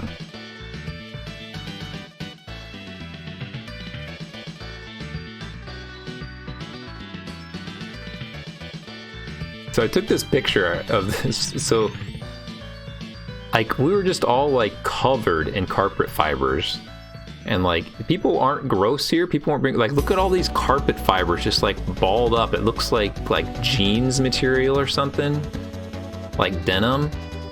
And my only guess is that they had just put this carpet down and not vacuumed it or anything yet. And it just like, it was just so gross. And like they couldn't vacuum or clean up because it was streaming 24 hours a day. So there's no way to do anything, but it was just like these like carpet fiber things. Well, geez, no, I can't. Oh my God. That's an excuse and a half. I'm sorry to hear that, man. Are you doing all right? I feel like you made a reference to being homeless or something in Sharpie's stream the other day or something. Maybe was that why? That's crazy, man.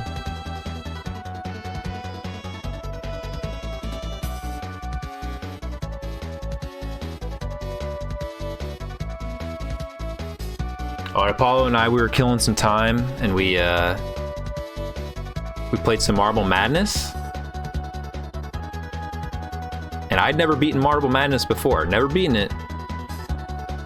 And we beat it co-op. We both finished it together, and it didn't take us that long. It was under an hour, probably like 30 to 45 minutes, and we beat it co-op. It was very exciting. Yeah, we had to do the marbles, IRL marbles. Yells was doing some co-op marbles. I got a picture of that, Yells. You'll have to tell me about it. That's coming up, I think. So we were trying to take the picture of like us that we both done it together, and like, you know, it gives you the top 10 screen, but it doesn't last long enough. So we're supposed to be pointing at the top 10 screen, and it went away. So I had to try to take another one. And of course it failed there. This is me being frustrated that it failed. But we did eventually get the picture there that we finished the race. You know who Apollo looks like in these pictures? Hold on, I got the emote for this. He's got that kind of look going on, don't you think? A little OP. What's up, Adrian Giant? You missed all the GDQ. You have to watch the VODs, man.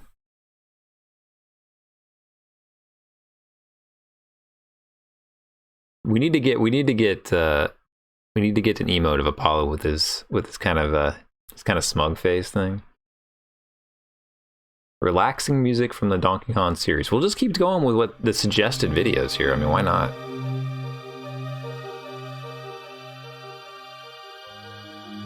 Oh, we got the first video here. So we may drop some frames here, but I want to download this.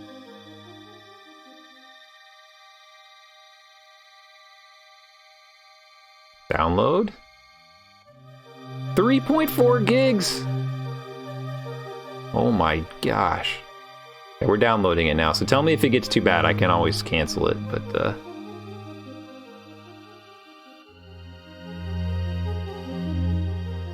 because even though it's 3.4 gigs, it's not going to take that long.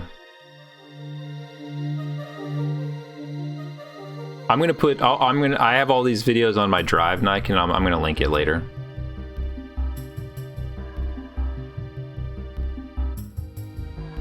That's true. I was thinking about that too, because whenever we were doing it, I was like, we took some other pictures. I was like, dude, we could Photoshop all these things onto the screen, and it would be pretty great. It wasn't this picture though. There's some other picture.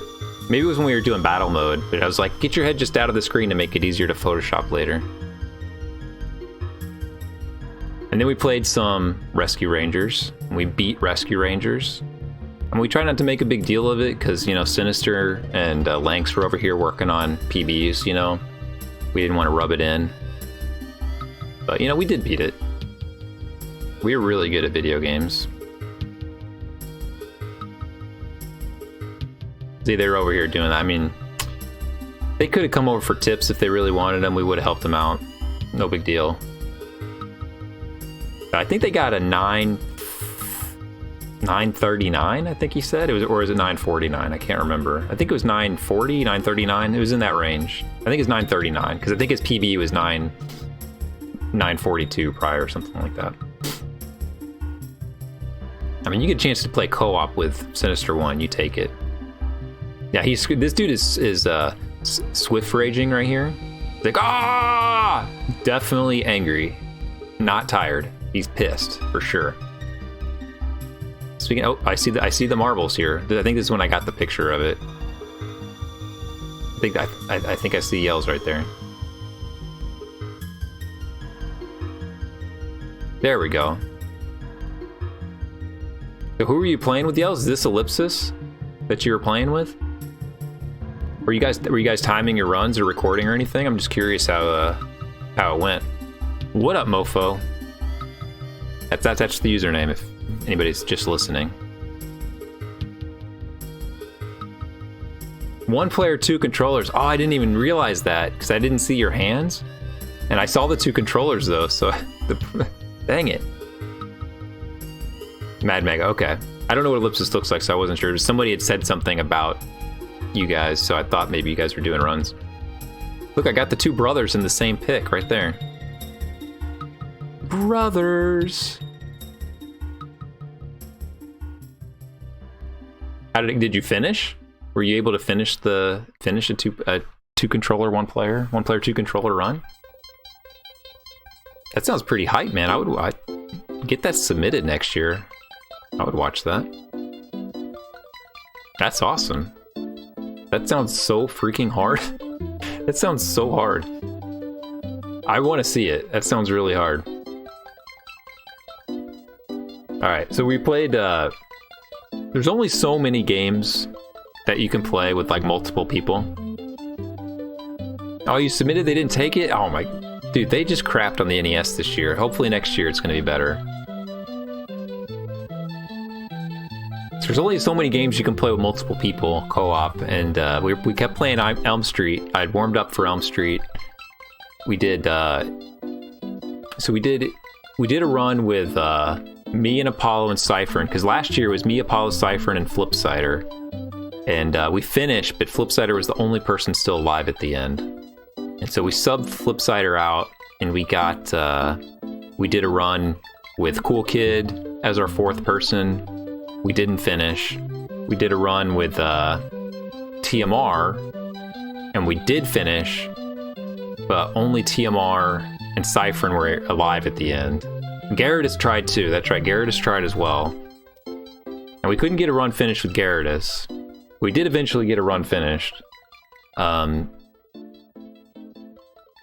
And then the next day, it was just me and Apollo and Cool Kid trying, and we got to the end and we all were still alive. That's why I took the picture. We were all so excited, because we actually finished the game all still alive together.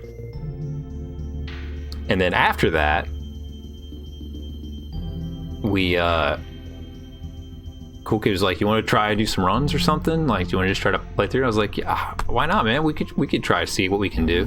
Because there weren't any, and Apollo had his phone to record, and like there hadn't been any, there were no runs for the 3-player leaderboard. So we're like, "Dude, we got this. Let's do it." And we did a run, and we kicked its butt, man. We did really well. So I just got the videos from Apollo, so we can watch a little bit of it. We don't have to watch the whole thing. We can watch a little bit of it, see how it is. I haven't watched it yet at all. So we'll get that submitted. We'll get that on the board. Yeah, as soon as I said it, as soon as I was like, "Yeah, we did it," and like Scavenger was there watching us, he looked over to Fap, who was sitting on the other side of the table from us. He's like, "Hey Fap, let's do some 3-players with Jam Evil tomorrow." So I don't know if they did, because if they did, they surely beat our time. Yeah, 1 run, 1 world record. That's right. We don't do retries. And for the record, with the tweet that I made was because I was like, "Oh, I should tweet it." And Cool Kid said, "You should just tweet 3-player world record." And he said, "That's all you should say." And that's what I did. And look who comes in and like, "Hey, why aren't you tagging everybody in the picture?" It's like, that's what he told me to type. I did exactly what he said, man. I don't question it. Anyway. So there's TMR doing his interview. Well, setting up for his interview with Blecky, actually, because Stryzer came over, so they did their interview together.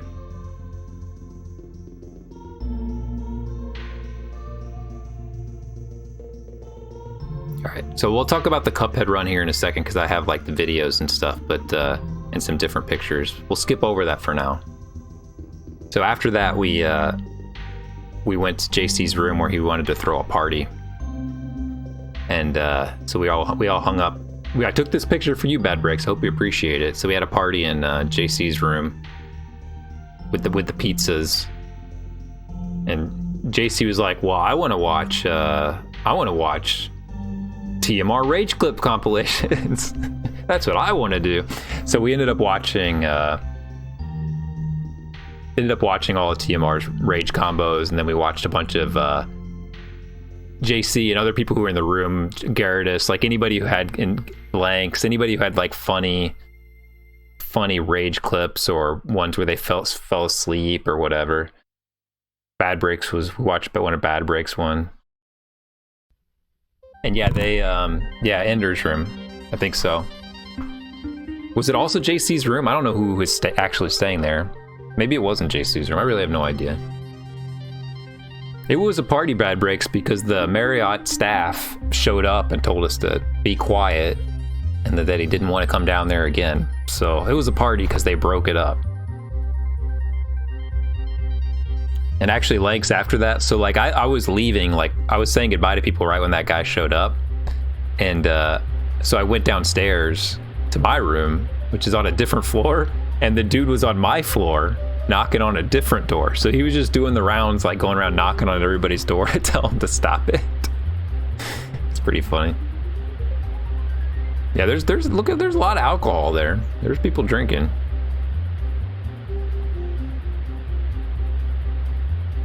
And then I saw, this is BBF. I think this was his request, but he really wanted the JC to tell the specific story. And this is going to be, hold on guys, hold on. Don't click that link. We're doing good tonight, man. We got some bots in here. We never get bots. But he, so yeah, he's telling, you know, you can imagine a JC story. I'm not going to repeat it. It's very, very lewd and profane.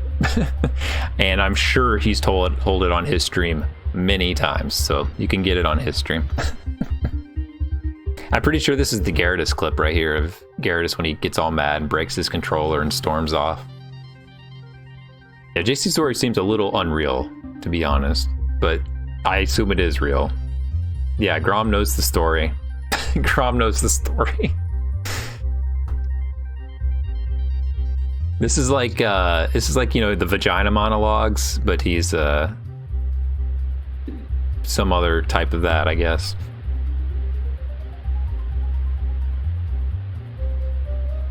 But these are our TMRs. TMR took a couple pictures I got from him because I wanted to have them. Yeah, there's probably a highlight or something of it, Dapper Dan. It's very lewd. Very lewd. So yeah, this is, if you saw this picture on TMR's Instagram, it's he cropped it. I'm not in that picture, but just to show that I was here.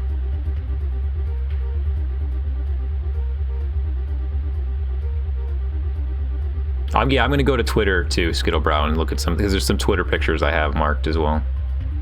Yeah, he cut out Carrie, but he got another picture with her. I think I have it. So this is us pre-showing it here.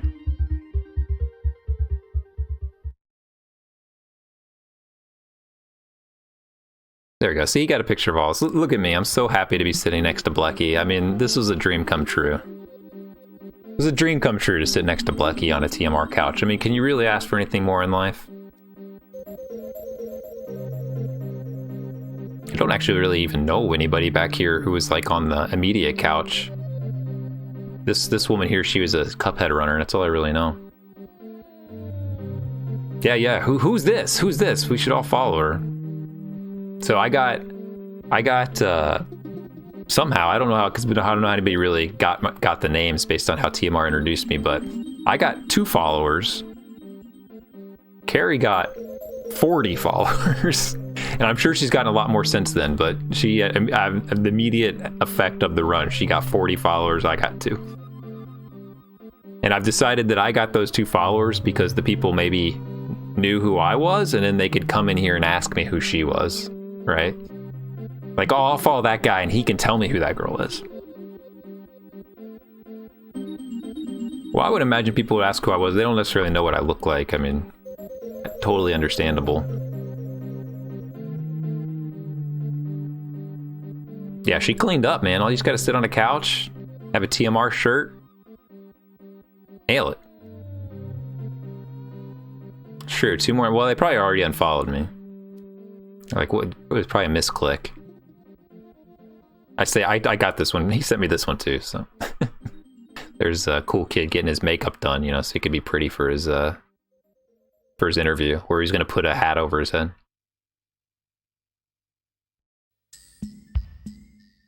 Sat on a couch and had a TMR shirt.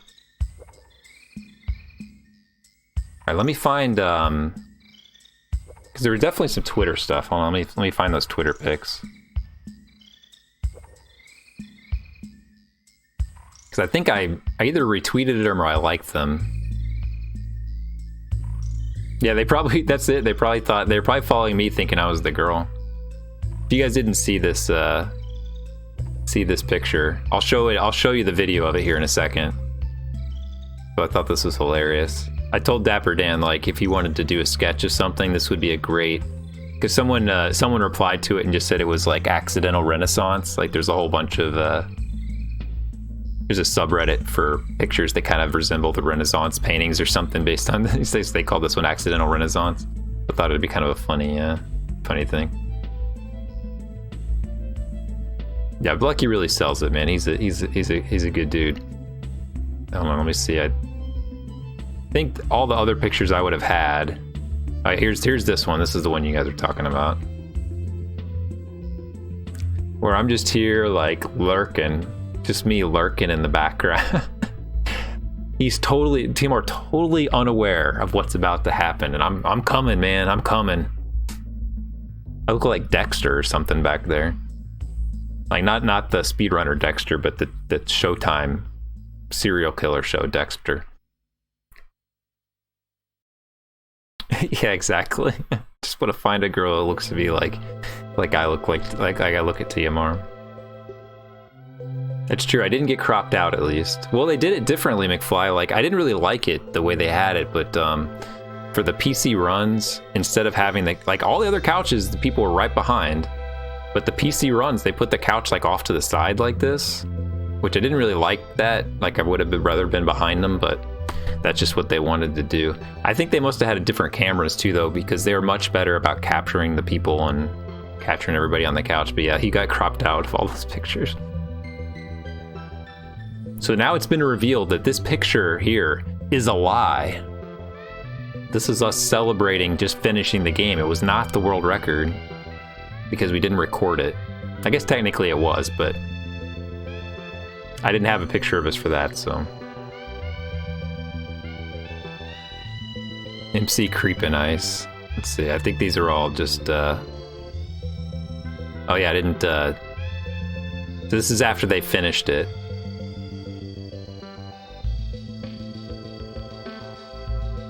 And this is when they were doing the runs of it. These were like video shots, so they weren't actually saved in the same album. All right. Well, that's kind of funny. This updated to now say something different than when I tweeted it. We'll see on my likes here.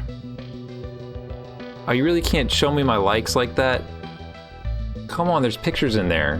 Hold on a second.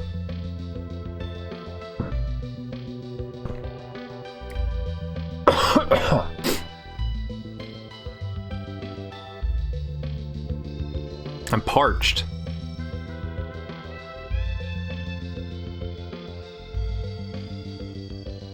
So let me grab some other ones here. We got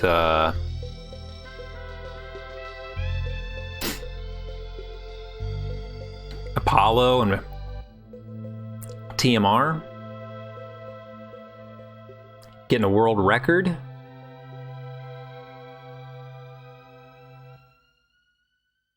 Oh yeah, Paul and I made the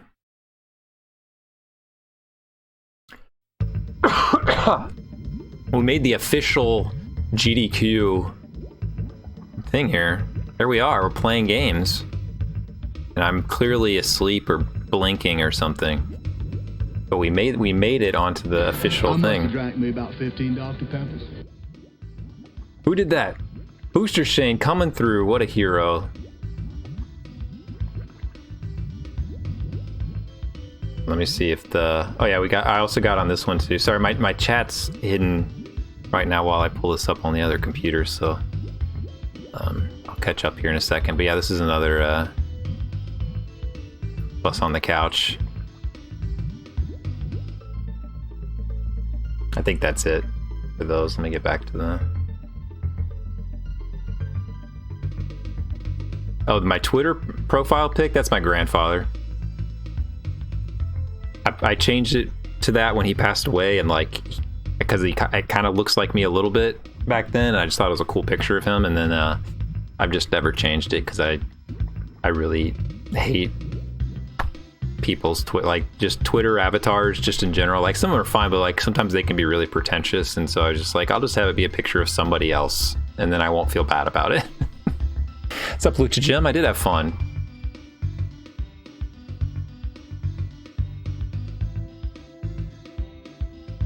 Yeah, no, it actually is an old picture, like probably from 40s, I guess that would have been, most likely. Yeah, it's way easier to have him in a suit than me. Like, I don't want to get in a suit, so let me grab a DP.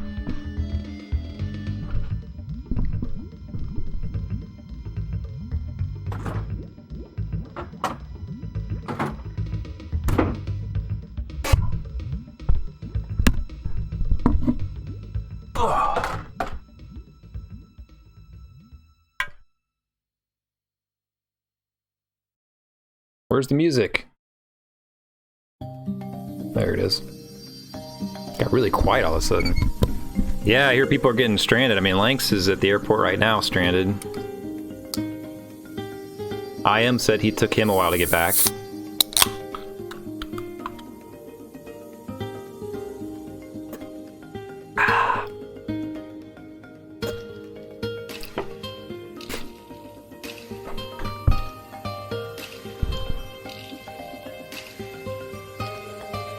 So we talk a second about the Cuphead run. So I was on the couch for Cuphead. I'd asked TMR if like I could be on the couch because I knew that like he wasn't really sure what he was going to do in advance, and then there weren't a lot of Cuphead runners there, and he didn't really know them very well. So I just knew that I knew stuff, that I could say things if necessary, and he thought that was fine. And he said that he had asked Blecky the day before to do it, and I was like, well, that's fantastic because Blecky's awesome. And so I was I sat with him, and I helped a little bit too, just because like when we went through all the stuff, like, you know, TMR would be telling Blecky something, and you know how like there's like a language barrier there with TMR, like of like the way he explains things sometimes. So like I was like translating what TMR really means, and then Blecky would ask a question, and you know TMR would totally misunderstand it, and I would be like what Blecky's asking is like, and what TMR's response mean. Like I would just try to translate like what he was talking about, since I kind of knew what the run was, and then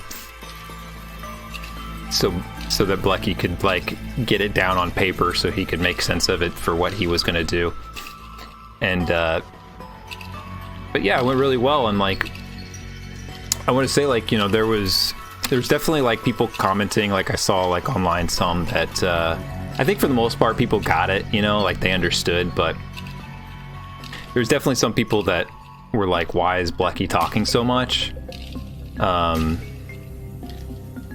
And it was just because like that was the entire idea, you know. I think most people know, like especially if you watch TMR streams, that like when he was doing this specific category, he can't talk at all, because if he makes a single mistake, he has to start the fight over. So he has to be focused like the entire time. And like he would die in runs like all the time, because he would like try to answer like a very simple question from chat and he couldn't do it. So like he knew he wasn't going to be able to talk. So the whole idea was for Blecky to do the talking.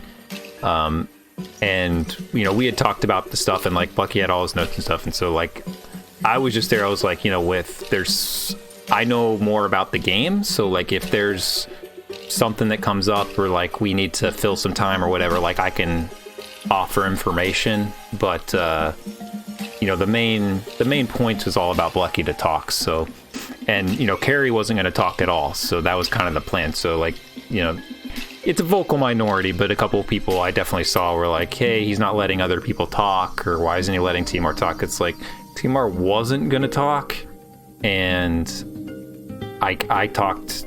Like, it would have been terrible if I was the one driving the conversation. It was so much better with him doing it. So I feel like TMR viewers understand it, but whenever AGDQ posted, I may put a comment on the YouTube about it, just kind of saying, you know, whatever, but just reminding people that all of that was intentional, and like Blecky was doing exactly what was asked for him, and he shouldn't receive any criticism. He should receive praise for the fact that he was doing exactly what people asked of him.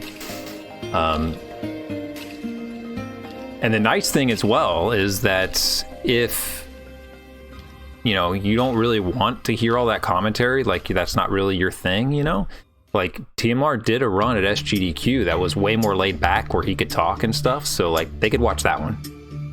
So there's options out there, you know, like it's okay to have a different opinion. It's just like, but you could watch it. It's all good. Yeah, I didn't want to mention Gilligan. Lucky gave me the opportunity to claim it. That wasn't the plan, but yeah, I didn't say no mummies, man. I couldn't say no mummies because, for one, I already said it last AGDQ. For two, McFly stole it and used it at SGDQ. So if I did it, everyone would just assume that I stole McFly's joke, and I couldn't have that. So we had to let the no mummies die. I would much rather would have said no mames in some respect, but I couldn't figure out a way to slip in the no mames without anyone understanding it. So, well, I apologize. I should have said no mummies. I apologize. You guys should have worked on me in advance a little bit more, so then I could have got it in there. I mean, I had a chance. I freaking talked about that phase, you know. It would have been a good opportunity too, because I could have, oh man, now I know what I could have done, man. Like, cause he didn't get enough parries in the first phase, so he didn't do the glitch to lock in the mummy phase.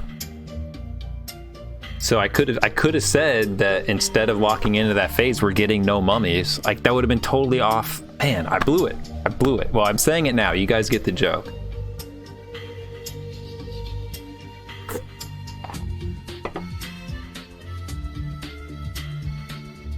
Blew it. But anyway, it went really well. I was really impressed. Like, Lucky did a great job. I mean, do you see like how Lucky was like talking about stuff, and then he would be like, "So Aaron," and he would like pitch it to me. Like, the dude's a freaking pro, man. I was like, oh my god, this guy is so good.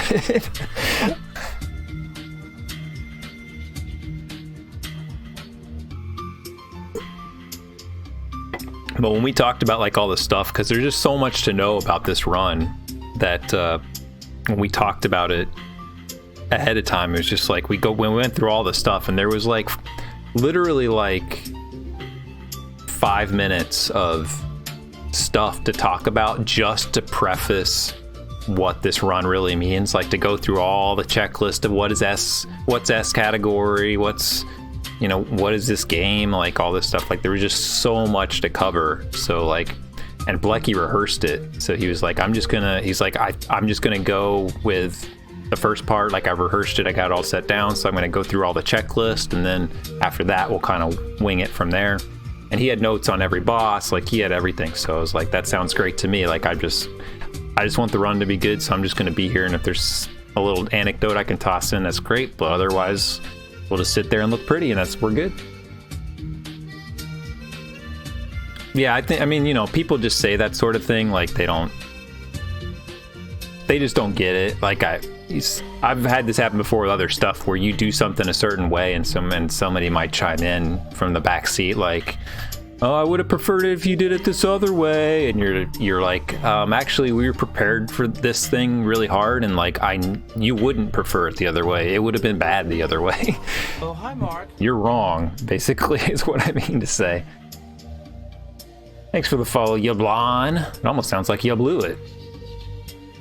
But I did see I got called out for manspreading. I had no idea how to sit and what to do with my hands and arms. Like, I had no idea what to do. I was so self-conscious of it when I sat down. I was like, where am I gonna put my arms and stuff? I didn't know what to do, man, because I didn't have like an armrest to lean on or anything, and I just wanted to look natural. But yeah, I am manspreading. Terrible. And you know why I'm uncomfortable is because we talked about it before. I don't sit like that. I always sit like on my leg or whatever, and like I started to do that, and I realized it looked weird the way I was sitting, so I just like, I'll just sit up straight. Because really what I would want to do is just lean forward, like if you saw with the Space Mutants run, like I'd rather just lean forward, but I didn't want to like block people's views and things. So in any event, well, they were just joking about the manspreading. They were just trying to be pretend mad, you know.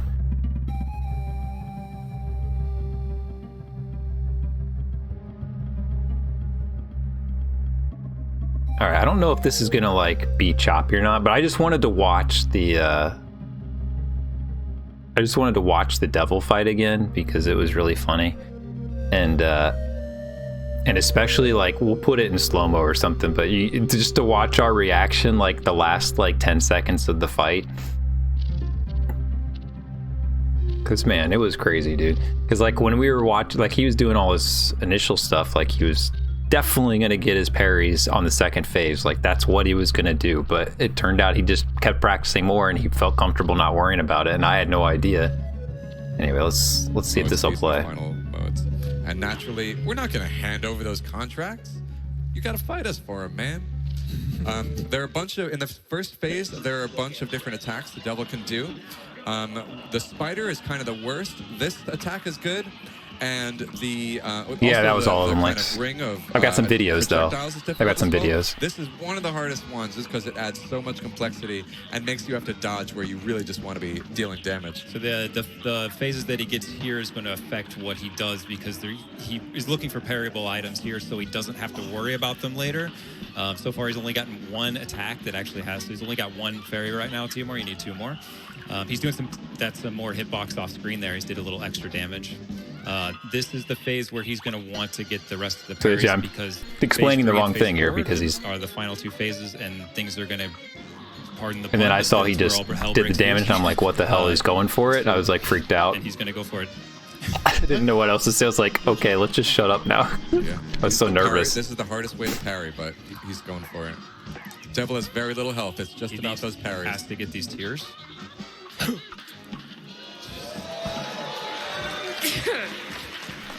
Time.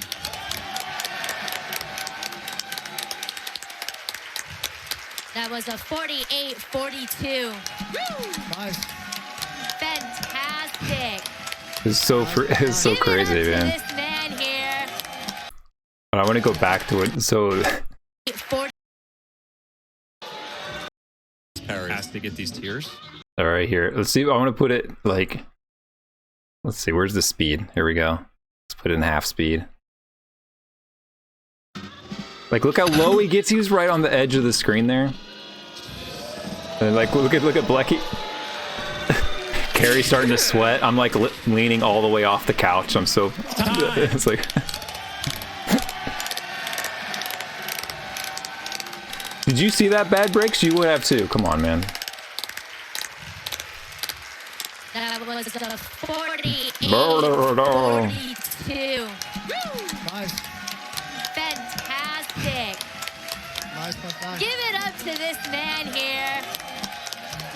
The Mexican runner. It's just right here in the settings. That's all right. There's a speed setting for it. TMR. TMR. Anyway, we'll close it there. But anyway, that was a lot of fun, to say the least. I'm sure he'll watch it on his stream and talk about it, so I don't need to step on his toes too much with it.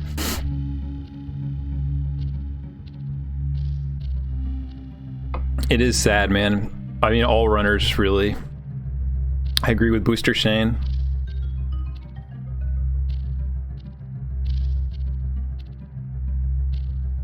Oh yeah, that was Edobean. So she, I talked to her because she'd been watching some of the practice and stuff. Like she's got like carpal tunnel in her arm or something. And so she's been playing games one-handed. And so that's why she mentioned the one-handed thing. She said she'd been playing Cuphead one-handed and been working on the game and trying to get through the game one-handed. And she'd beaten some bosses one-handed or whatever, so pretty cool. All right, let's look at some let's look at some videos here. Let me close that. I can close that. I'll just minimize that so I can give you guys the link later. Richard Linklater. Let's see.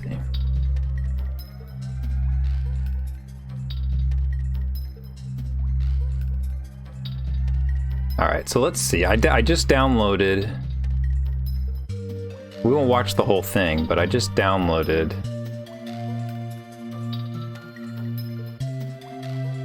Apollo's video. Let's see what it looks like here.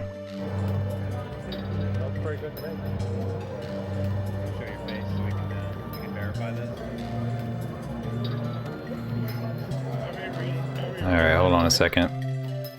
It's not capturing yet. Oh yeah, it is. Sorry. Let me make it bigger.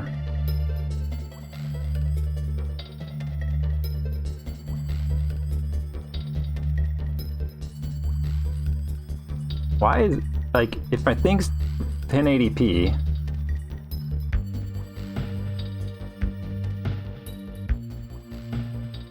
why is this not that size? There we go.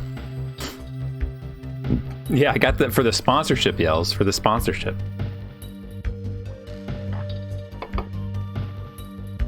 I gotta work it in there. They'll pay us later.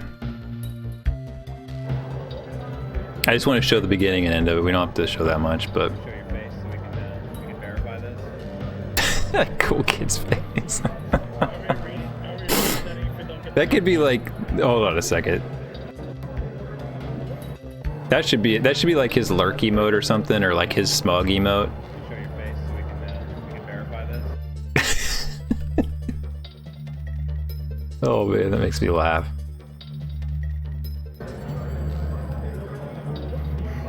Are we resetting if we don't get the first time? That's a good question. Yeah. That's cool you can hear us. Yeah, this game, if you don't know this game, like the first 3 houses are random as for which one you can go into.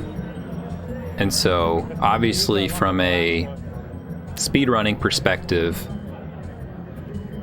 you want to get an order where you go in the first house first, because it's right in front of you. That way you're not backtracking and stuff. So you want to get that. So they're like, should we do the first house first? And they're like, yeah, we should do the first house first. It's like, all right, well, we'll just keep resetting. And, you know, the odds are like 1 out of 3, right? And we just kept doing it over and over and over and over. Yeah, I would hate like runs like this in general that are like webcam ones, but the fact that it's at a practice room, I think is awesome. So I don't mind it at all. When we get it, we better get the run. I can't remember how many times it took us until we finally got it. It was very exciting once it finally happened. But here, I mean, we've been doing it now for almost 2 minutes.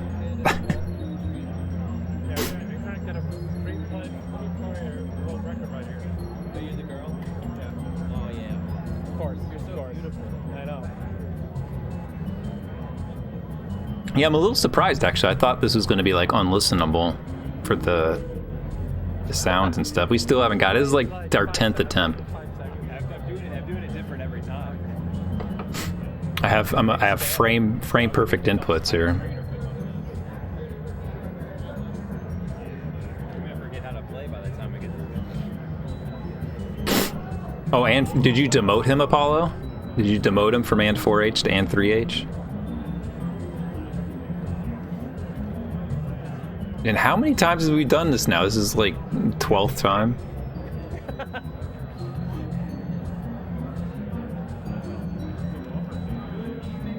There we go.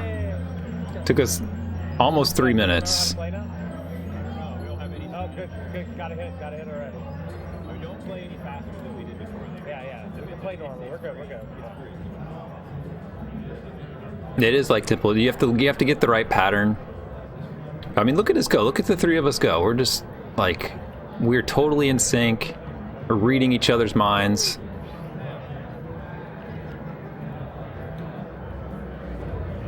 See, I was the red guy, right? And Apollo, you're the blue guy. And Cool Kid's the red lady. Look, they went up top. I went on the bottom. Boom. Instant. Just bang.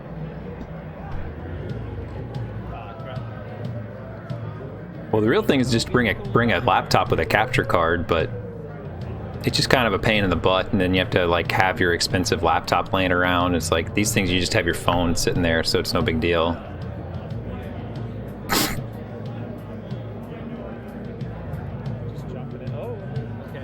Anyway, we don't have to watch this whole thing. I just wanted to see that intro there. And then we actually... So we got some good RNG with this boss, because it mostly came close enough that we're really able to unload on it. I just went right in there and took it out. We should have turned the game audio up more, but God RNG. The God RNG. Apollo's talking about going for God RNG, and look at this. Here we go. Yeah. Boom. 1, 2, 3. To the fall, chubby boy. I thought we were all gonna go for the second one and not the first one. I need it. One later. So the so there's Fap there. See, Fap has the one is on the 4-player world record, and Scavenger is as well. He came over and was talking to us about it, and he said that like I would highly recommend it. AGDQ 2017, the 4-player run of this at AGDQ. He said that in all their practice room runs, they never once got house 1, 2, 3 in order, and they never got they never were all alive at the end, and so they're very unsure about how it was going to go, like if they were actually going to finish or not. And they if you watch the run, they got house 1, 2, 3, and they were all alive at the end. So yeah, it's one of my favorite GDQ, because I like this game obviously, so that kind of helps. But it's one of my favorite GDQ runs of all time because it's so unique, and it's like 4 of the best runners of the game all playing co-op together. So it's a unique experience, you know. It's pretty cool. It's a pretty cool run. I mean, I can pull up the this video got split into 2, so let's look at the end here. I need to stitch it back together.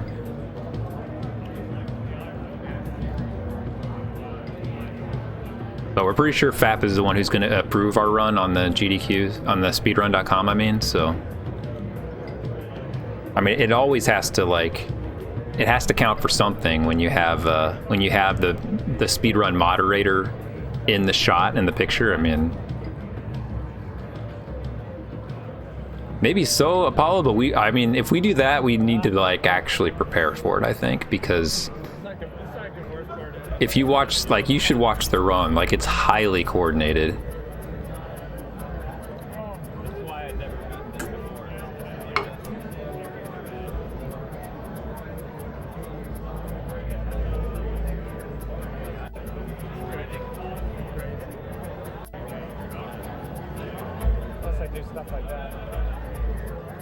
I think TMR walked up at one point too and started talking to us about it.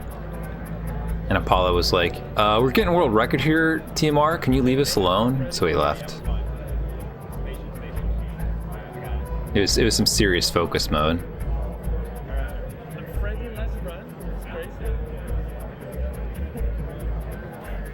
I mean, look at this boss rush, man.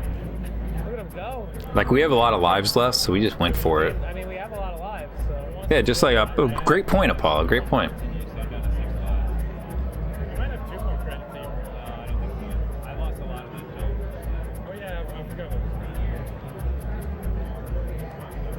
He put the jacket over the phone. That's good for a splice mark.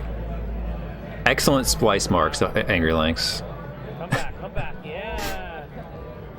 One more, almost dead. Oh, that RNG. Yeah, beat that.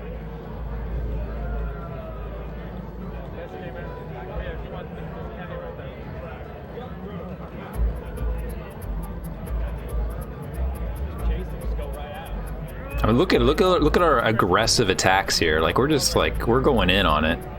Yeah, look at that. Look at that kill. I love it. I love that story, Apollo.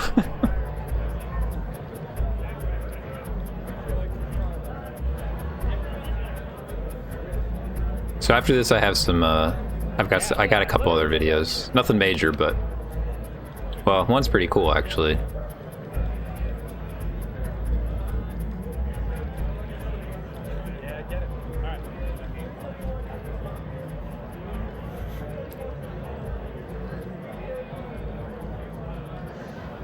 Get that ghost. Look how fast he died. Sorry, he got me with those, like, when I had to. We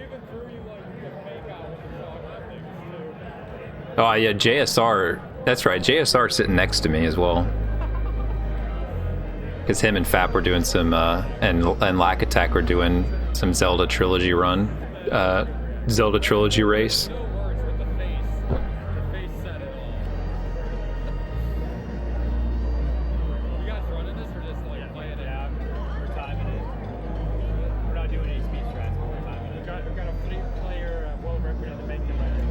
Yeah, I think we're talking a scavenger.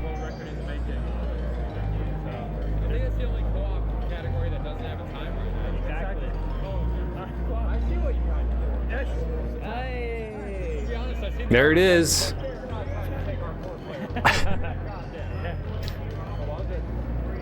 There it is. It was a late split. It's a late split, all right? So it's probably a low 320.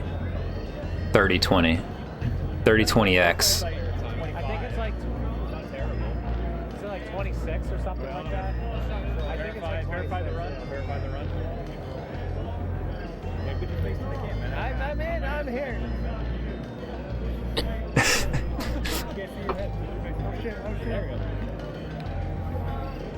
I mean, no easier verification of a run right there. Automatic. And it's only the 3-player run, Cypher, so it'll be good, man. We'll get you in there. We got to get you in there for the 4-player world record. That's right. It's called diversity, yells Rick. You know, we bring all kinds. You know. Sorry, Lanks, man. You got pushed out. You're out there getting all these other records. You know. You're too diverse. You got to get focused, man. We got to get some commitment to the Elm Street crew. We did a run with Lanks, but Lanks, I mean, he was too good at this game, and he was just like, he was dying a lot because he was just like gung ho. He was so brave. I would call it bravery. He was so brave.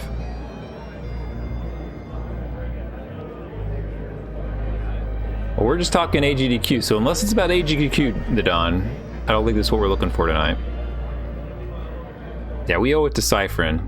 I mean, Apollo already burned Cyphrin with the Double Dragon. I mean, come on, Apollo. How could you? How could you? All right, let me find... I've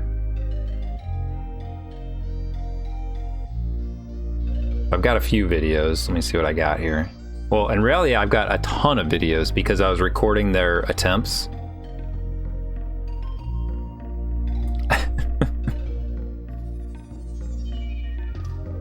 So let me show, I could show this one first. This is the,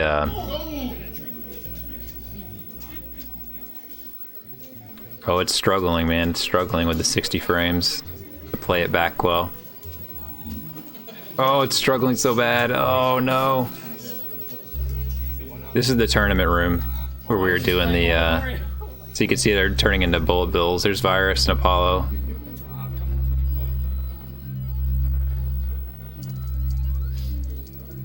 I wonder if it's not full screened, if it'll play smoother. I'm not sure what to do.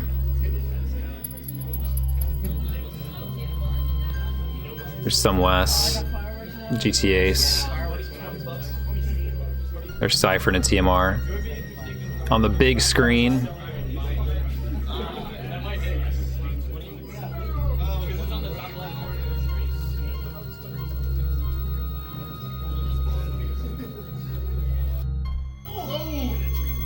Oh, it's on a loop. Oh yeah, it's just gonna start over. I'm not sure what to do about that. I mean, it's just gonna like play like crap. Yeah, unfortunately, the ROM hack's totally pointless unless you're playing with a friend. It wouldn't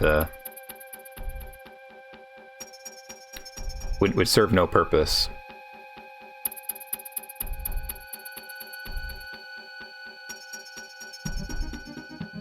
So yeah, I can show you I'll just show you some random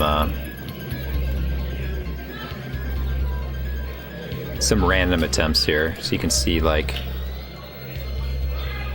what it was like.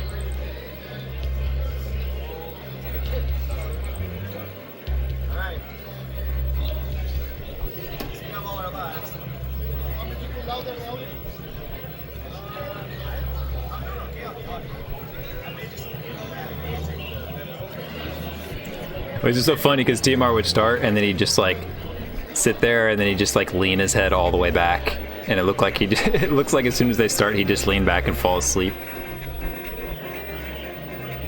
He's not in a full lean back mode yet, but he gets there eventually.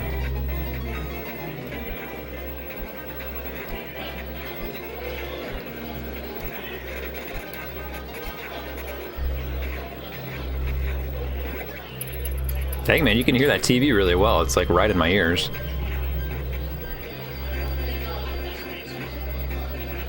Oh, you don't know the half of the booster, Shane. Like, I mean, we had a TV pretty loud, so it wasn't too bad. But like, I mean, literally like 5 to 10 feet to my right is enemy. I don't know if you've ever heard enemy stream or anything. He's definitely in some of these videos. He can definitely project his voice when he wants to. But yeah, they were so focused it didn't really bother him at all.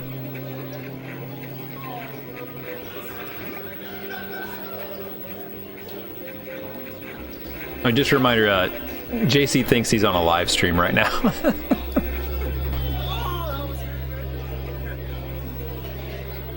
It was pretty funny too, because they don't, like, when they screwed up, they didn't know who screwed up. And so they keep saying like, oh, it was me. Oh, it was me. Like they kept taking the blame from each other. Sometimes they were right, sometimes they weren't though.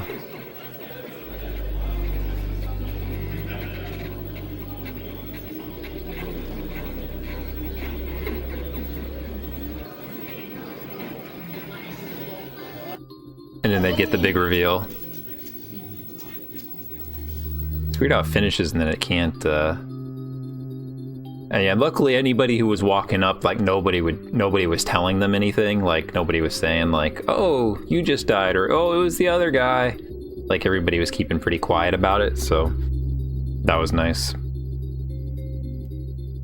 right, we'll skip to one of the last ones here.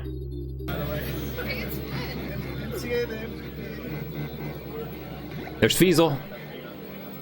He's got the sideburns. They didn't go anywhere.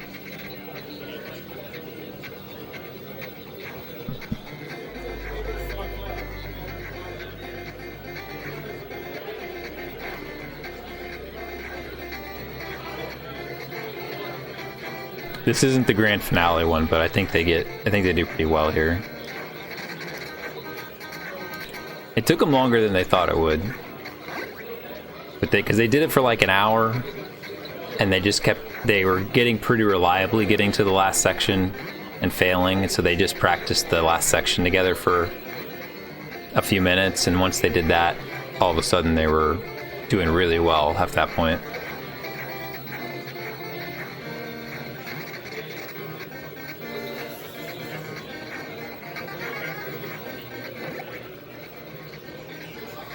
And what really messed them up the most was their hearing each other pressing the buttons. That was more distracting than the talking and stuff. So I can only imagine how distracting it would be to hear the person to your right, like, jumping when you don't want to jump. You would think like, oh, I need to jump right now. Like it would trigger the other person to jump or something. I feel like that would be really tough.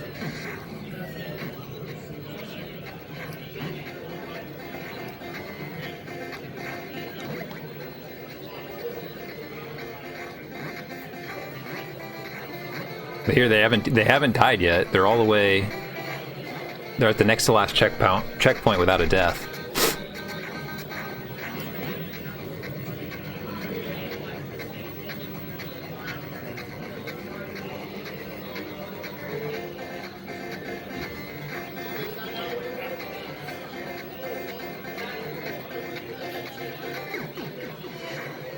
Oh, so at that point, one thing that they had happen is that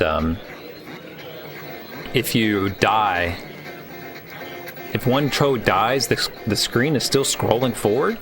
So if one toad dies, you can still hit the checkpoint with the other toad, and then you'll continue at that next checkpoint. So they had that happen multiple times, especially right there. They had that happen multiple times where one toad would die and they would still get through it. They've only had one death so far here.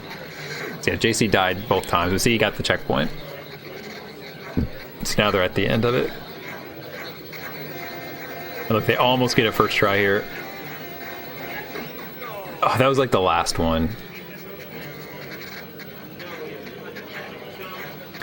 What was funny is you could tell like how well they were doing by how well their toads were in sync. Like once they started to get out of sync with each other, you knew trouble was coming at that point.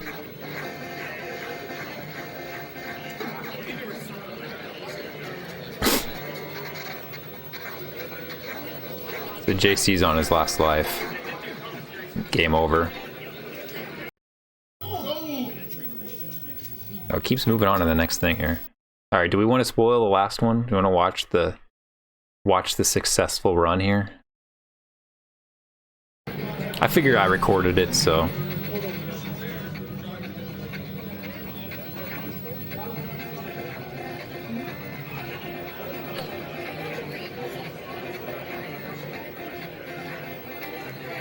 The spoiler alert, this is the run. But how many lives will they have left? That's the question.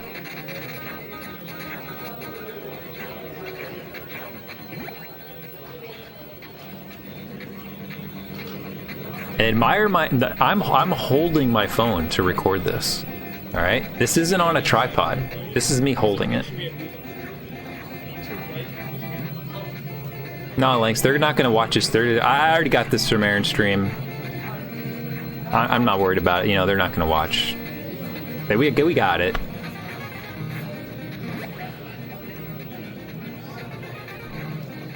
I'm not even leaning on anything. I'm freehand holding this, guys. I mean, we want to talk about true skill.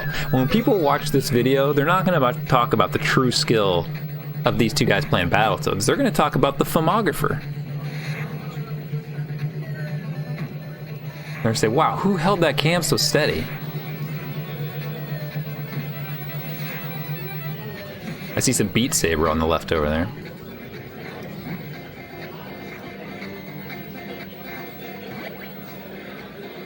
Alright, next to last checkpoint, no deaths yet.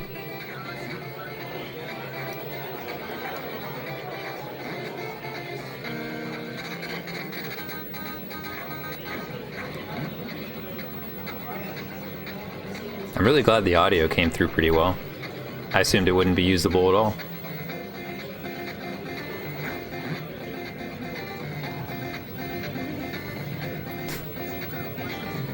So JC dies there, but TMR gets the checkpoint, so they're safe. But he did lose a life.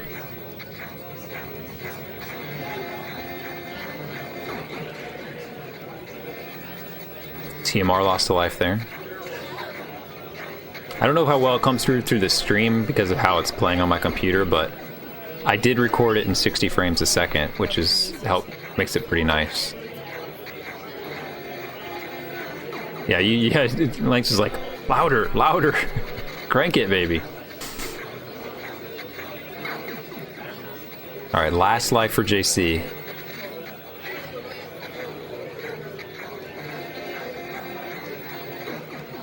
Last life for TMR. He almost hit the warp there. So they have no more lives left. They have to do it this run. Will they do it? Let's find out. They got the 1-up sound. So they got the 1-up. TMR got the 1-up and TMR crashed. Look at him go. Look at him go. Look at that.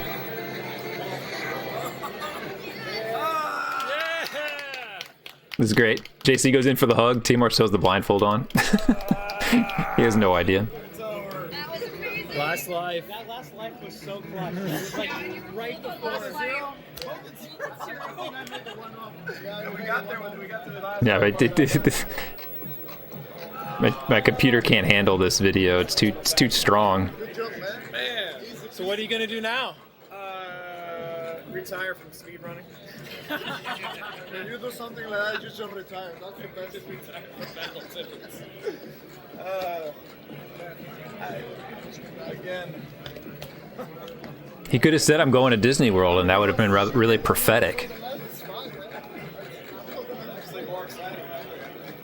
Yeah, I see Cool Kid over there playing some Super Metroid.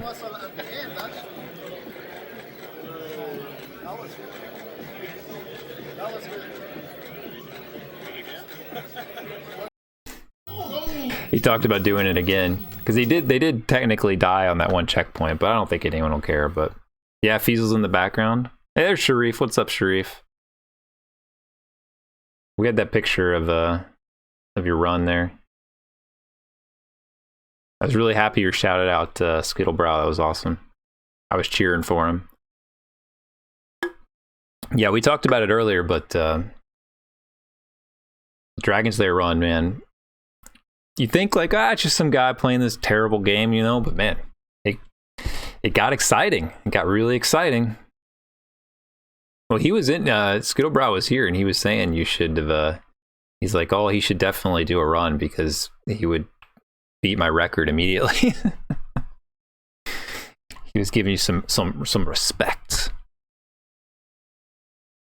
I was looking for you before earlier on because I knew you must have been in town but before that day. But I was like, "Where's Sharif?" And somebody had seen you. I was like, "Oh, is he here? I want to say hi to him." And I was like, yeah. I was like, "Well, how many bearded guys could there be here?" You know. So I'm like walking around looking at all, like there's like everywhere I look, it's just like bearded guys everywhere, and none of them were you. There's a guy who kind of looked like you, and I kind of leaned in a little too close to read his badge, so I had to play it off like I was doing something else. So. Oh, you just come in. Okay, that makes sense. Because, yeah, I was looking for you like the night before. And you probably were trying to take a nap or something since we got to run so early the next morning. So, yeah, I think that's it. I think that's all I got. I think I told most of the stories. What were the... let me start the music back up so we're not...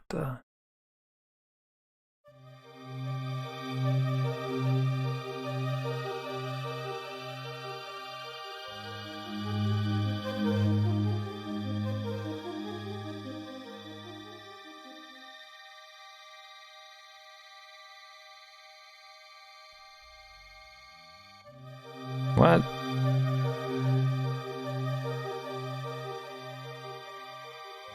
How do I...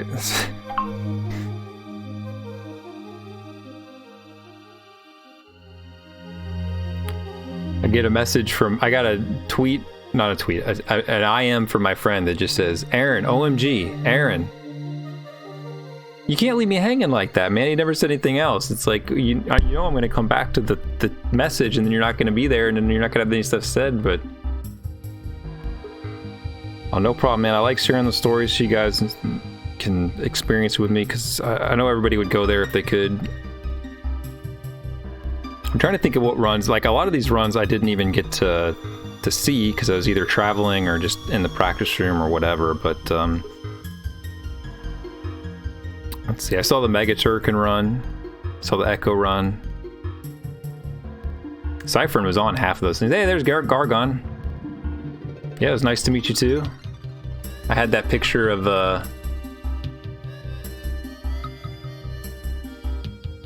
no, let's find the Gargon picture here. When would that have been?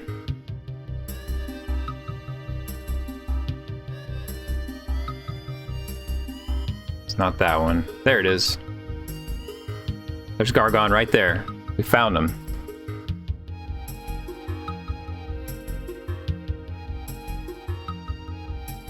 Oh, Kirk Q is now following me on Twitter. So Kirk, so it was funny. I was sitting in the breakfast room, and I was there with, we were eating dinner, but we were in the breakfast area or whatever. And it was Kirk Q, and Blecky, and Cypher. I'm trying to think of who else was sitting there, but like I realized that they were talking about Survivor, and I'm a huge Survivor fan, and they're all like really big Survivor fans, so we got to like goof off about Survivor for a while, which was pretty nice. It's like, I love Survivor too. Yeah, the Melee, because they were talking. There was a Melee player, Kenny, who was on Survivor. I assume they were into that before then, but it was funny because I mentioned that I was I started talking about when I first started watching Survivor. It was when I was in college when the first season was on, and Kirk, he was just like, dude, you're so old. It's like, yeah, I am. Oh, we need to get Bad Breaks to dress like that, driver. course, we have to get them to show up first, right? Yeah, but the Earthworm Gym Room run, I still have Pocky and Rocky, Super Ghouls and Ghosts, Actraiser, those are all really good. JC's Castlevania runs are really fun. I'm just trying to find the ones that I actually even watched, because it was so hard to watch any runs. I watched Gyarados do his Vice Project Doom and the Chippendale Race, and then Lax Doki Doki Panic. I mean, one benefit of there being so little retro stuff on the schedule is you could just blow it off and just play in the play it in the practice room the whole time. So yeah, they were so like. It's probably better you didn't realize it because it would have been really distracting, but the luckily it was only during that level. I'm guessing, so like they had another race, the Mega Man race, the X race, the relay one, and they had, one of them was cutting out like that on and off. And so, and then they switched the console and it seemed to fix it. So there was something up with that console, I think. But it definitely was like specific to that level too, because it only happened in that level. And I've got ideas, but I don't really know exactly what it would be. Something about the level wasn't very strong or something in it, because the OSSC, like, if it detects like some kind of resolution change or anything with it, it resets, and it takes like 2 seconds for it to reset. You can see it all the time on their stream, like whenever anybody resets the console, like it takes a couple seconds for the stream to come up. So like the stream may have like the video may have actually dropped for like, you know, nothing, but because it's going through the OSSC, it takes a long time to boot back up, and that's why I did that. But luckily it was just the puppy love levels, which were longer. I mean, if you're gonna have it happen somewhere, at least it would happen there, right? So I mean, sure, it would have been better if it didn't happen at all, but it's like, you know, that stuff happens sometimes. There's definitely been like runs where, you know, it happened in really bad spots, and then I remember one year, like, Voyagen did a run with, and he was commenting on like how great the music was, and it didn't even have audio. They had screwed up the audio, and there was just silence, and I was like, oh man, this sucks.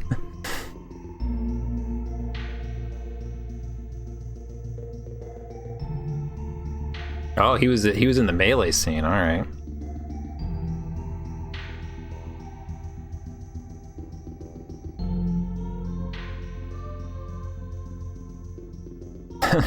So they stole your SNES, huh, Sharif? I need to watch the Sonic one. I've heard so much about the Sonic one run, and that's on my short list of ones to catch up on. Cyphern was on the couch for it. I heard you were holding a laptop with a Skype call on it, Cyphern, so I definitely want to see that. I heard it was great, so I can't wait to watch it, and that'll be really fun. There's a lot of these I want to watch. It's just like the timing of everything was too tough to do it. Yeah, I watched, so after the fact, I've watched the Mega Man DOS and Avoid the Noid and Virtual Hide Glide. So I started watching the Awful Block, but I haven't caught up yet. But Dragon's Lair, that was a good time. I recommend it. Super intense. Even though it wasn't meant to be, it was super intense. And that Sword of Sodan, that was pretty fun to watch. The couch was having fun with it. That Woody Woodpecker game was pretty goofy. And Ice Plug, I would need to watch that again because I was really distracted because we were getting ready for Cool Kids Run, but what I watched of it was really fun. He was having a good time, entertaining the audience. Cool Kids Garfield, of course, was so good. I think I said one word during the Garfield run, which was ooh, yum. So, you know, if you guys want to clip that and make that your Streamlabs alert or something like that, you could do that. I mean, it's a really good ooh, yum. I think it really, like, when people think back to that run, they're going to talk about that yum. I think they're really going to, I think it's going to stand the test of time. Yeah, man, the bracelet. Cyphern's like the MVP, man. Like, you know, he's there on the couch, he's keeping cool, and then he's got his moment, you know? Like, he comes in with his moment, boom, Cyphern was here. You know what I mean? So yeah, we bailed after Garfield for a minute. You guys went out and got some food. So Cool Kid said if he zips up the Garfield suit, that he can't get it off himself. So like after the run, I was like, guys, if we don't help him, he can't get out of that suit. And he was like, I'll wear it. I don't care. So they went to Dunkin' Donuts with him in the Garfield costume. But then I came back in, I was watching the Metal Gear run, and I started falling asleep in my chair, and I was like, guys, I just got to go to sleep. So I went back up and I went to sleep. So I missed the I want to watch the Ninja 5-0 run. I heard Blecky was on the couch for that, the Just Defend run. Let's see, I heard the Crypt of the Nectar Dancer was cool. I need to watch that. I caught a little bit of Messenger, but we were kind of prepping for other stuff, so. And of course, Cuphead, I got to see quite well. Celeste was cool, but I was kind of distracted, so I didn't get to watch all of it. But and then I watched a little bit of the Wind Waker run while I was getting into bed, and I just couldn't take it anymore. I know people were like, it's too bad. Like I would like to watch it, but man, the Kaboom stuff was a little much for me. I don't know about you guys. Like when people want to like say something about, you know, the Cuphead run, if there was maybe too much couch commentary, I just want to turn them over to the Wind Waker run and say, is this better for you? I mean, there's a big spectrum of what you can get from couch commentary, because I'm sure people really liked the Kaboom stuff. I'm sure there were people who loved it. It's like, you can have fun or you can give commentary, you can try to get a little mix of both, but yeah, it was a little hard on the Kabooms. I would have preferred a little bit more of the commentary, but it was also a long run, so it was going to be, you need to have some filler for it, right? Orbs should have been orbs, man. It should have been all balls. And then I was in the car, so I drove the next morning, so I listened to the Ratchet and Crank. Sounded fun. I listened to Metroid Fusion. That sounded pretty fun too. It wasn't 1 hour Bad Breaks. It was like 6 hours of that. There's lots of people saying that they had, they were like 3 hours in, it was still Kaboom. They couldn't take it anymore. Diablo 2, I listened to some of it. I didn't listen to all of it, because I don't know much about Diablo 2. Seemed okay. And then I did listen to the Divinity Original Sin one. That was kind of soul crushing. He like was doing a run with that game. I didn't even know what the game looked like because I was only listening to it, but he had to like, he was supposed to load a quick save, and it was gonna like replace these barrels that he needed to beat the run with how he was doing it. And he was quick saving a little too much and kind of like pushed through something when he probably should have just reverted, and then I think he died maybe, so he was trying to go back to the quick save and he couldn't because he overrode it, because he could only have so many. And he had saves, backup saves, but they didn't come down properly. Timor ran into that too on Skype, like not on Skype, on Steam, where they didn't pull down his backups immediately. The guy didn't have his backups, and so he was just like, I can't finish the game, and they killed the run. They told him to take a hike, basically. Felt pretty bad. And he was up there by himself, so he didn't have a lot of support of people like explaining it. It was just him saying, I'm stupid, I did something stupid, I ruined it. Oh yeah, that Crash Bandicoot, I only saw a clip of it, but man, it sounded pretty tough. And I totally get it, like the guy made a post about it, and I totally get, like, he just wasn't, like, he was just trying to do what, you know, he wanted to do, what they had agreed on him doing, which is him doing the most of the talking. So I totally understand why he was doing it, but it just came across really poorly, and he wasn't picking up on the verbal cues that he could have just let the other guy finish his thought. You know, he was just trying to. Their idea was for him to do all the talking, so that's why he was doing all the talking, but. The guy was just interrupting a lot, McFly. Like, he had people on the couch who were trying to say stuff, and he would, like, immediately finish the sentence for him because he knew what the guy was trying to say, and he was just trying to finish the sentence, and it was pretty bad. Like I said, like, he was trying to. He was going to be the main commentator, so.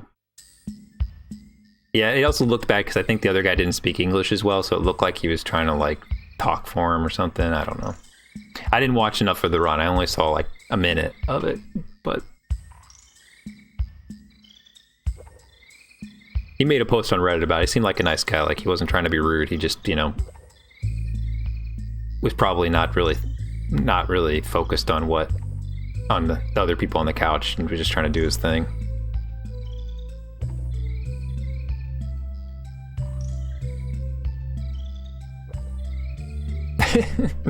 Said no. Always say yes. Always say yes. My favorite is when people say like we probably have time for a donation here, and then they just keep talking. They don't give a chance for the person to actually give a donation. Like, we probably have time for a donation here, so and they just keep talking about something else, and then there's no time for the donation.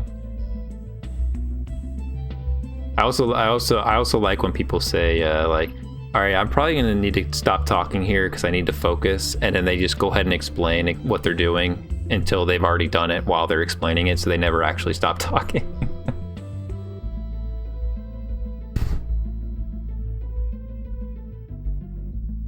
And that would be what game would that even happen for, Apollo, though? I mean, like, it had to be something really specific, because otherwise you would get, like, you know, serious runners on the couch. Not that you're not a serious runner, but I'm not a serious runner. So I don't know what that would be for. Yeah, Puppy Love, they could have banked donations from like the whole week to fit into Puppy Love. Those levels are so long. And pro wrestling would be pretty good. I kind of feel like the fact, you know, I mean, I like watching you play pro wrestling. You know, I'm a big pro wrestling proponent. I love the pro wrestling, but I'm not a big wrestling person. So, you know, if Enemy was around or some other guys who actually like wrestling, like El Rock, I feel like that would be more of a couch for that, you know?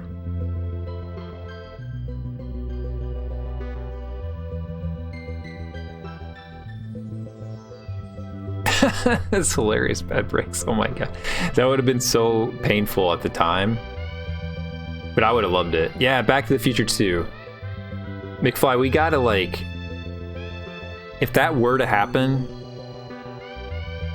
we would definitely have to, like, really cosplay it up somehow. Like, I mean, you would probably have to dress like McFly, so I don't know what we would dress like, but maybe like the Biff's boys from the sequel or something. I mean, I'm probably gonna register for all the GDQs just in case something happens. And then, because, like, you know, if there was something serious going on in Minnesota, it's a 10-hour drive. I could get in the car and I could be there same day. You know, like if some run got accepted or you're a backup runner, I would get there. You know, if you're like, I need you on the couch, I'd be like, I'll be there, and I'll turn around and come home. I don't think I got the hair for Billy Zane. I'd be more of like the guy who's like, McFly, you Bojo. We could like paint the little lines on our face and stuff. They've got a makeup chair, right? This is specifically, I just was clicking what was next on the list, Angry Links. This is all Donkey Kong Country music. What's up, Axiom Effect? How's it going?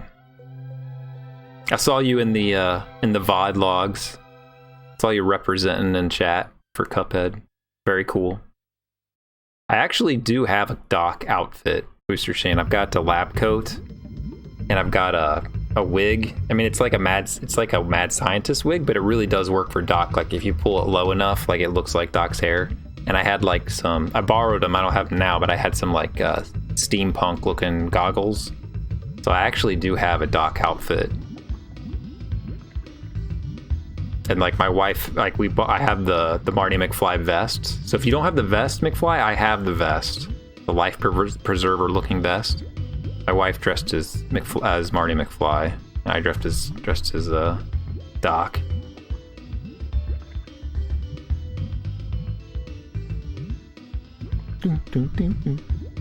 The Vice City run I listened to in the car, it was very entertaining. I would say like out of all the runs, that one has gotten maybe the most attention as far as people like when they talk about their best, what was the best run or whatever. A lot of people are saying they really like the Vice City run.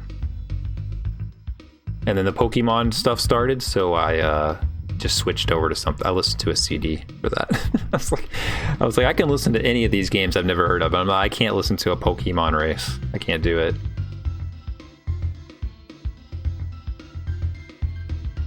And then I got home and I watched the TaskBot ones.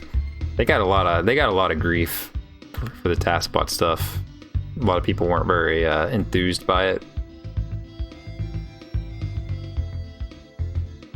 I agree that the best setup that they've done for TaskBot was a year, like SGDQ and AGDQ a year ago, where they had Dwango like after a run, like showing off some task stuff about the run you just watched. I felt like that's the best way to do TaskBot, is to show task related stuff immediately after a run. Like you could do that for a lot of these games and maybe show like further explain like a trip that they do. Like if you could, it would take a lot of work, but it would be cool. Like you could show off like the memory values of something, like show why a trick works. Like just pick a trick, show why it works, and kind of like walk through it or something. I think that would be really cool. I know Link 7777, like I know he's done some stuff like that, some trial stuff like that. Like that would be a cool segment to like intersperse in, like, you see how this guy clipped through the wall? This is how you clip through that wall. This is why it works. I think that would be really cool.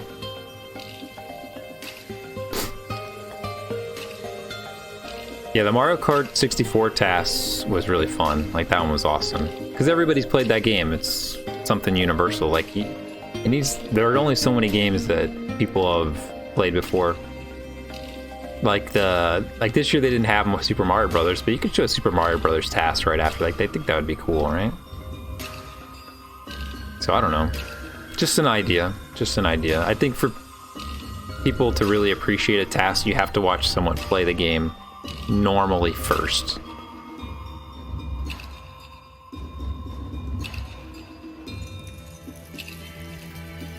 The Sunshine Lockout Bingo, that was pretty fun. I was a little distracted while I watched it, but I liked the idea.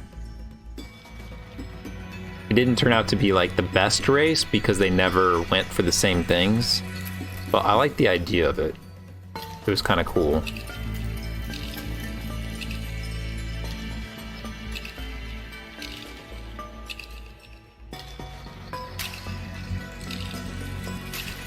Yeah, I mean the task only stuff is like, I think it's better if they just show like, if they show stuff that more focuses on things that are done by a human and just recreates them as a task. Like if you could do this, you could do this even better this way or whatever.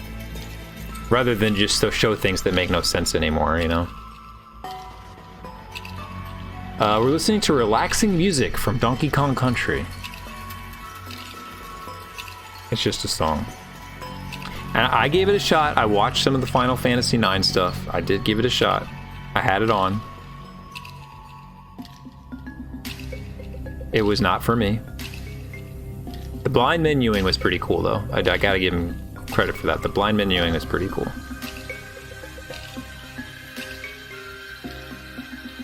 Yeah, I can imagine, Sharif. Like, it's so hard to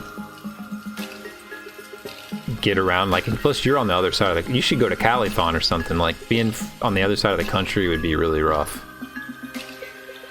It's gonna be tough for next year in Orlando. Like, not nearly as many people are gonna be able to drive, so everybody's gonna have to fly. And I tried watching some Puyo Puyo Tetris, but I was so tired I fell asleep.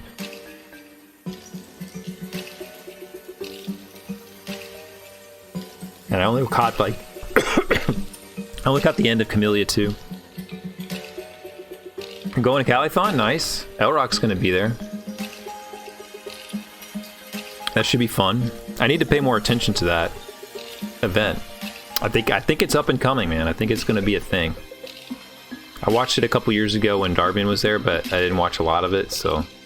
But I think it's gonna be a thing, man.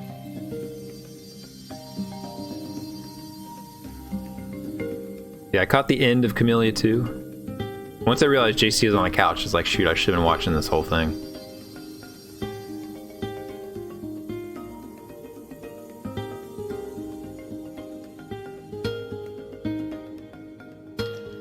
You'll be there, the Hoppa. Oh man, now I gotta go. I gotta go.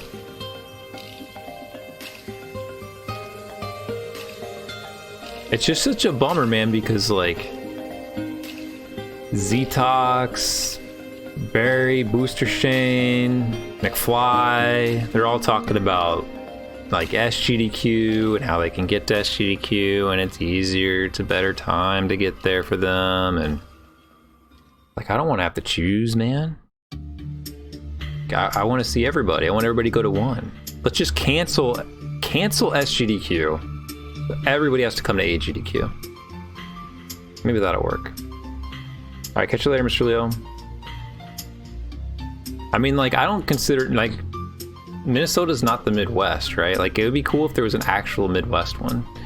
Like, even Chicago, like, just come a little further south, like Chicago, St. Louis, Kansas City, somewhere in there. Then again, they could put it in Texas, and I'd never get down there. That's way too far out of the way.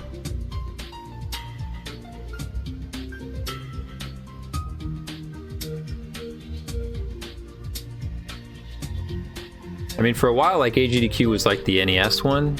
It's just this year it wasn't. But in general, like, AGDQ was the NES one, so everybody would go to that one. Plus, like, because all the Europeans could come there, it's just easier, so...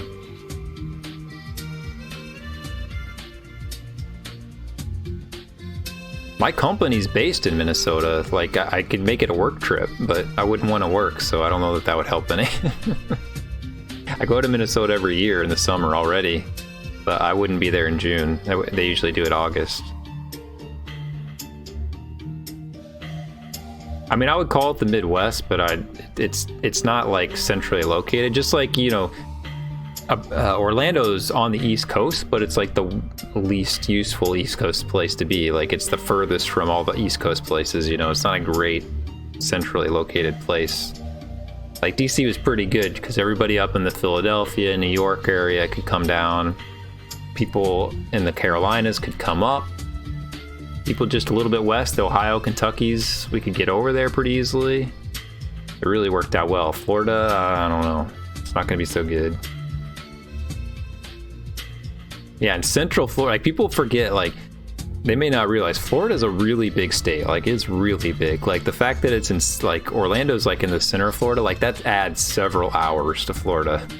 Because, like, I've gone to Gainesville several times, and it's, like, 3 extra hours to get to Orlando. Like, it is far. It's far to get down there. Like, that driving is rough. Yeah, and the highways too. Like, there's not like the traffic. I mean, it's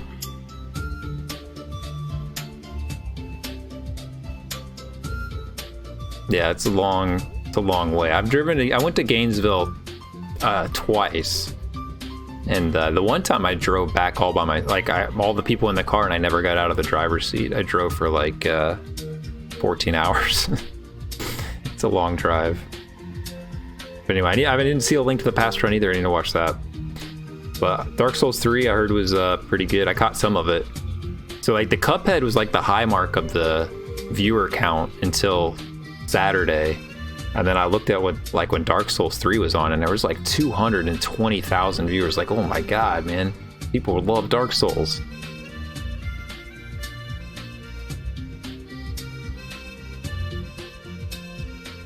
Yeah, it's at least 2 hours, I would think. I've been to Jacksonville as well, but I flew there. I haven't watched the Sonic Young run yet, Alex. I definitely want to. I heard it was really great. Plus, Cypher was on the couch, you know. I gotta check it out. I gotta give big ups to my roommate, you know. Yeah, not close enough that you would make much sense to do anything with it. The Bloodborne run is fun, like the Jesus here toast. Like, that guy pushes pretty hard with his commentary, but it's entertaining. Like, I wish more people brought their energy, A for energy, like he does. He definitely brings it. And he did it all without a couch too, so that's pretty cool.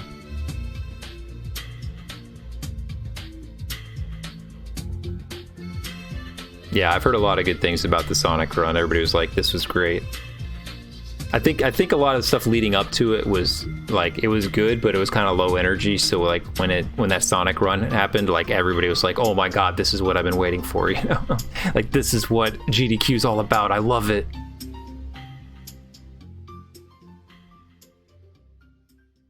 And I watched the Super Mario World ROM hack stuff. I thought those were fun too. And I watched most of Odyssey and Super Metroid also. It's funny, like, there's a video of the Quickie World out there where people are showing it, like, look at the amazing sync, because they started the race and they were like exactly the same. And if you ever see that clip, it's a fake, because they had messed up the race layout and they had the people on the wrong side, so they were swapping the feeds and they had one person's feed on both screens. And so everybody assumed that they had done the exact same thing, but really you're just watching the same video twice. But the clip, it cuts it off, no one knows the difference. Because like if you watch it like another minute later, all of a sudden the one guy's still on that level, but the other one had finished, so it didn't make any sense. The Bloodborne was good. Any percent Bloodborne isn't the greatest run, because you skip a lot of the bosses obviously, but you also don't even do the final boss fight, so it's a little anticlimactic, because what is then becomes the final boss fight isn't the most exciting boss fight. It's kind of a, I don't know, it's kind of a whatever fight, that wet nurse. So you really want to, like, you know, finish the fight at the end of the game, but unfortunately it's just like Cuphead, where it asks you a question if you want to finish the fight or not, and you basically say no, so it's an 8%. You don't even fight the guy. It just is what it is, man. Yeah, that's just how those Camellia games are, though. I mean, you just have trouble with it. Like, you're meant to die a lot, even if you're a speedrunner, but you die a lot. So it's just not the best game for a marathon. Like, it's kind of interesting, but it's just not the best game for it.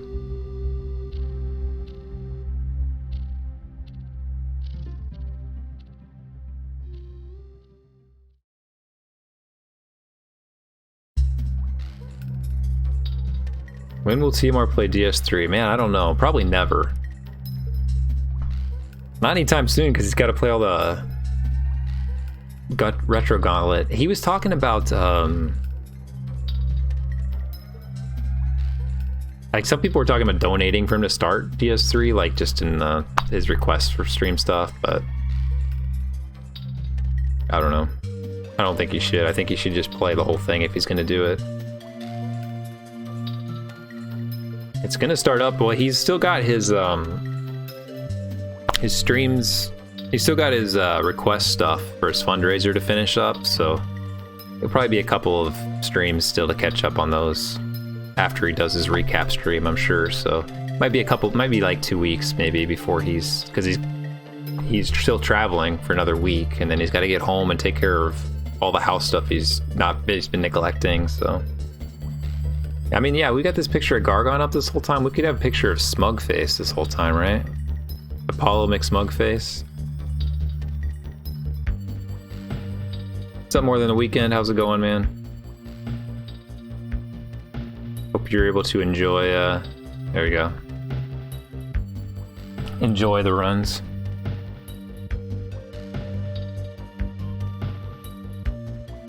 What did Link actually do, Inkcheck?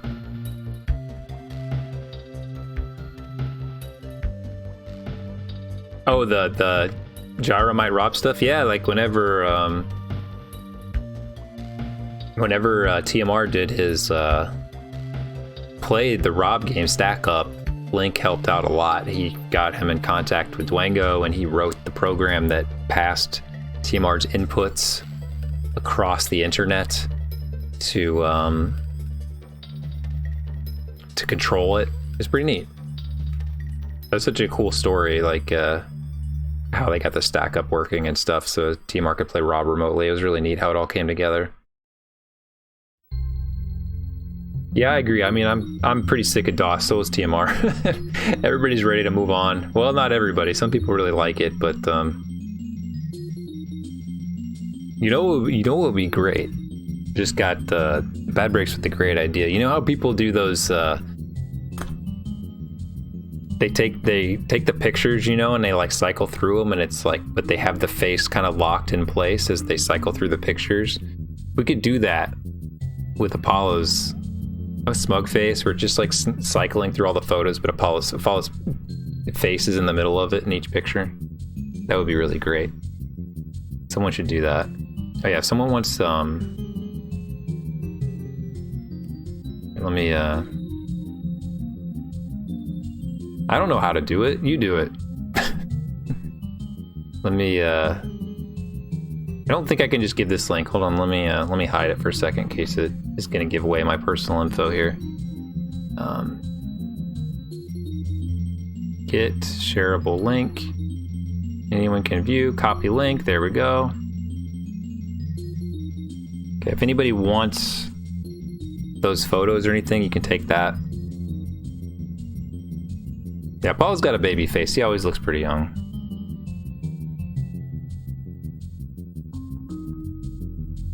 I'll have to whisper that to Infinite Mystery since he's got some photos in there. Almost out of space on here.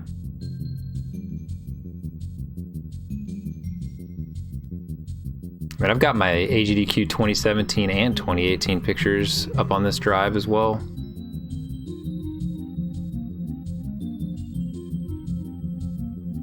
We will never know.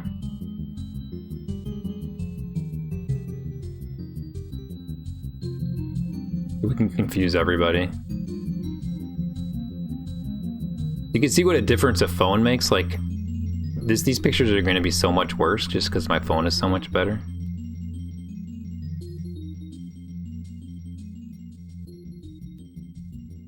This is last year. See, there's Darbian. No Darbian this year, man. That was such a bummer. And who knows, man, the next one's going to be in Florida. Like, you know, this was in driving distance. He may not come to the Florida one. Hope we don't see the end of Darbian at AGDQ. There's McFly, right after I met him. Toad, Supersonic.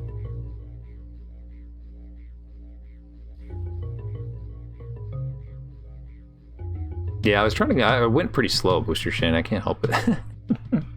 And now we're recapping like the entirely different one.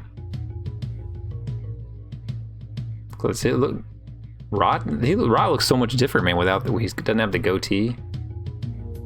Apollo looks exactly the same.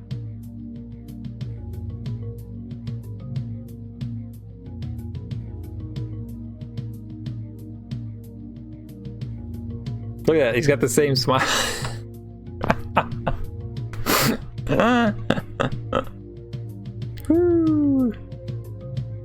So good.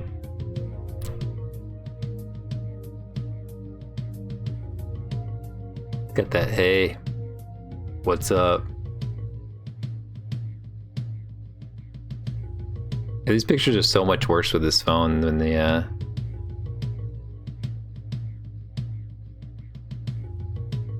Hey, there's Yells.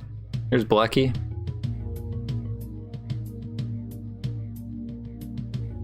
Forgot I sat next to Blackie on that one.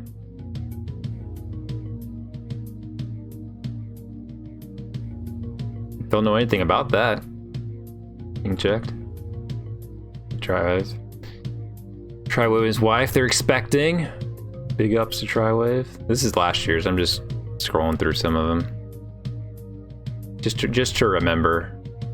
There's the cool kid with the K-Corv. Signing Dapper Dan's cards.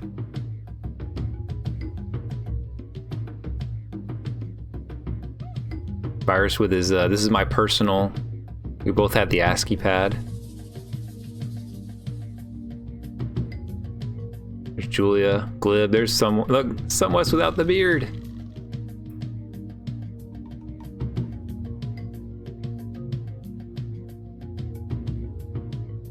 I imagine they just bring them all in together with the World 9. I mean, there's a lot of CRTs, but wouldn't take that long to carry them all in. I mean, they have a lot, but I don't know. Who knows, actually? No, Monster, no. There's Cheese. Cheese is at this year's too. It's cool that Cheese comes to these even if he doesn't have a run. Cypher and... Yeah, that's definitely true. There's Zallard. This is a good picture right here. Zallard and French Zallard right there. Which one's the American Zallard? We'll never know.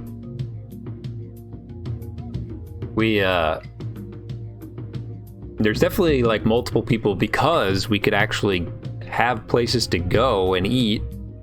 We were like, you know, going to all these places. I talked to multiple people about what the event was, because they were curious about what we were doing. And it's harder than you might think, but one guy had enough time to talk to him that I could explain why you would watch someone else play a video game, you know?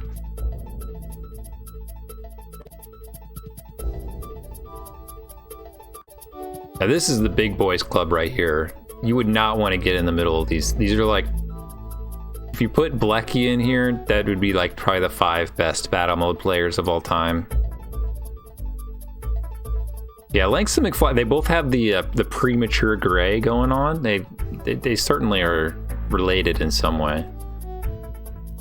Look at Julia cheesing.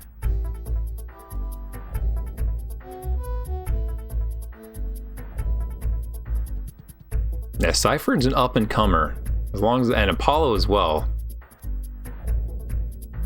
You gotta watch out. Some food I ate, I don't remember. There's TMR with his breakfast.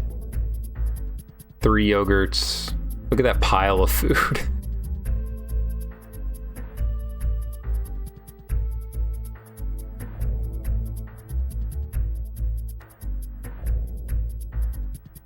Yeah, I made sure to take a lot of pictures of TMR eating. Look at his thing. He has 3 juices. That's his yogurt. 4 yogurts, cereal, a donut, a huge pile of scrambled eggs and sausages and stuff.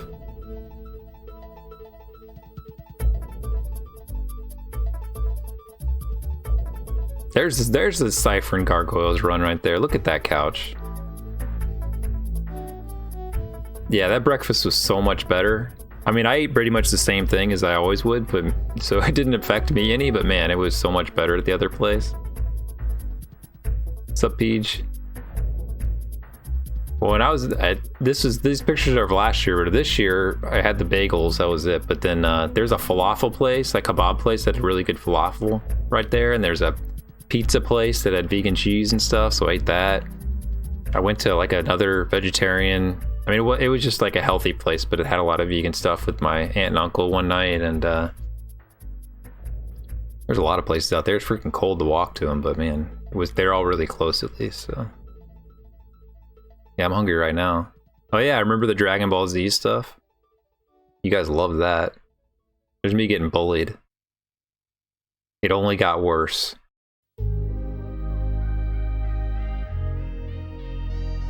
It only got worse. I think that's Chelny, right? He was trying to do some no look Mega Man.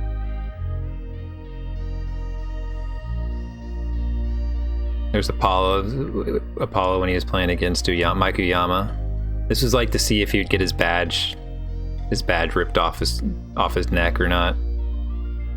He let Uyama win. Smart move. The cool kid and the Corv. There's Linkums. This is when I realized just how freaking tall Cool Kid is. When he was standing on this little platform, I'm like, oh my god, this dude's enormous. Yeah, you almost beat him, I remember that. And I was like, oh, don't do it. Don't let the Wookiee win. There's TMR playing the Cuphead. I saw her there very briefly, this woman. She was there as well.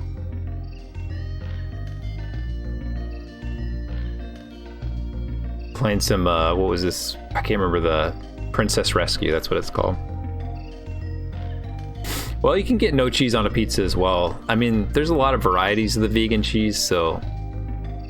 The biggest problem, like, I a no cheese pizza is totally fine. The biggest problem with a no cheese pizza though is just that it's just not nearly as filling. Like I can eat like a no cheese pizza, I can eat the entire thing, no problem. But sometimes I just like a little cheese on there, the vegan cheese, so that I don't eat it all, and I can save some for later. Like just a dollar's worth of vegan cheese will turn one pizza into two. What's up, Rufford? How's it going, man? I hope you enjoyed GDQ if you watched any of it.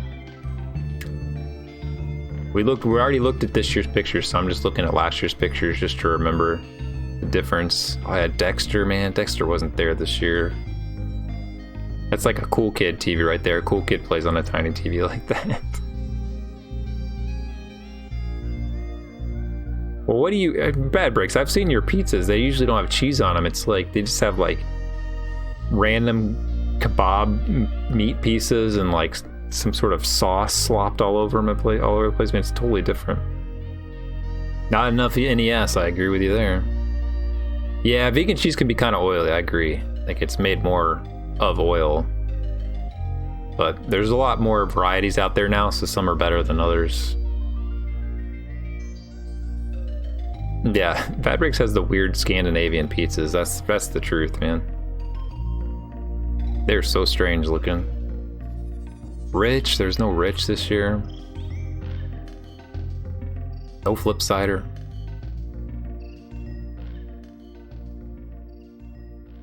This was the better picture because the owner took the picture. But Bad Breaks is probably in some of these pictures, actually, now that I think about it. There's cool kid being cool. PJ, super photogenic. Some West, like, please don't take my picture. I think that's Mecha Richter right there, isn't it? He's so skinny now, I can't tell.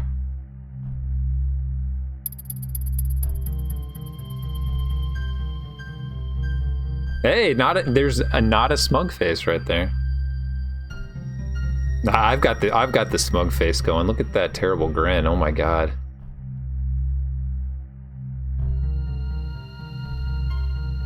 Yeah, it's Virus Returns. The indie block. Indie and Dexter. Indie, Dexter. Yeah, man, this is when it was... It's the best NES block of all time. Look at all these NES guys ready for the run. Give us Ness or give us death. Hey, that's Zarnak. See, I didn't meet him this... I talked to him this year, but I didn't even recognize him from that I'd been there before. Man, White Hat hates being in my pictures, doesn't he? Look at that.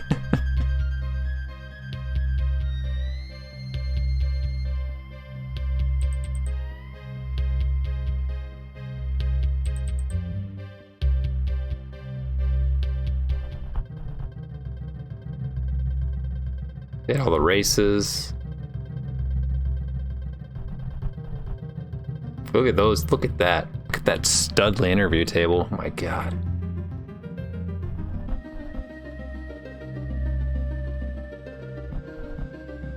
I think that was after the... Yeah, that was after the big Battletoads race. I mean, not race, but the blindfolded things with the TMR. There's Bad Breaks. There he is, right before the My Man for the Metroid run. Dragon, Dark, and Blecky, and Dexter. I mean, not me. Not worthy of the Metroid.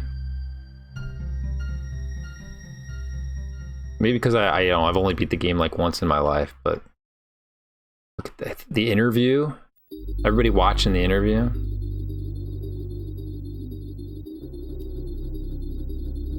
We got the groupies. We're all wearing our shirts. That's Weejoey. I haven't been seeing him streaming lately.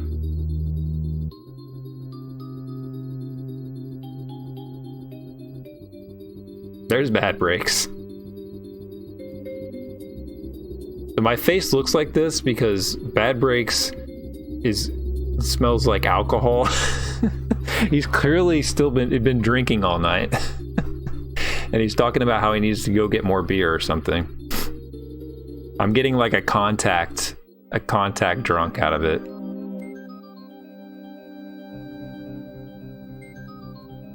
I'm getting a little lightheaded in that picture. I think this is when someone walked up and said something to me. And Bad Bricks was like, wait, hold on. It's not macaronis? What? I did not know that. Oh, the lips thing. The 2018 lips thing.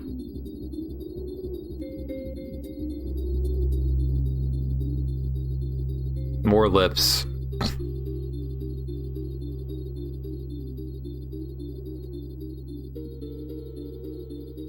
I don't even remember this. Lank showing Uyama some Contra tricks. Yeah, I did the lips thing like whenever TMR called me McCarran Ice to introduce me from the Cuphead couch, and I gave him the look. I thought I was just smirking at him, giving a wink, but he said he thought that I was like doing the lips thing to him. Like he was like, he gave me this evil look. I thought you were about to do the lips thing or something. I didn't know what you're looking at me like that for. This is when we did the Space Mutants.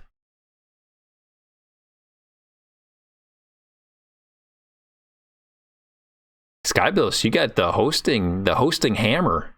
You got to be the host during the Super Metroid run this year. That's pretty impressive. She's a top host now. It's pretty great. She's doing like commentary on speed gaming stuff.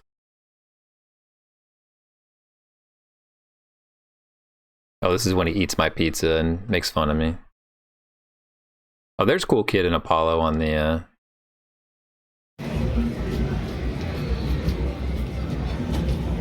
It's stuttering a little bit because the CPU doesn't like it, but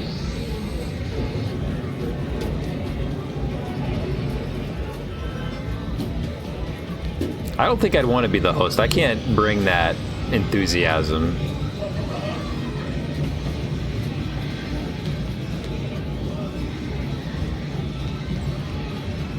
Yeah, she said something about how she was doing the Magic Arena, like she was working on it for like esports or something, so she might, I assume as a player, but she's so good at commentating, like she seems to be really like getting a lot of gigs, you know, with it. Like I wonder if she could be like a Magic commentator, you know?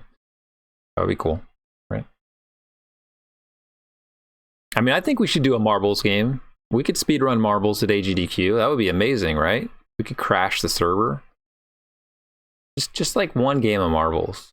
Just one, man. And the winner, I don't know what. We'd come up with something. Yeah, with the old-timey voice. Look, if they would let me do it with the old-timey voice, I would research. I would get as many phrases as I could, you know. The Jack be nimble, Jack be quick, Jack's marble ran down, it was really slick. We'd come up with stuff like that, you know. We'd come up with lots of phrases. The 1-2 buckle my shoes. We get Spoo to come on down.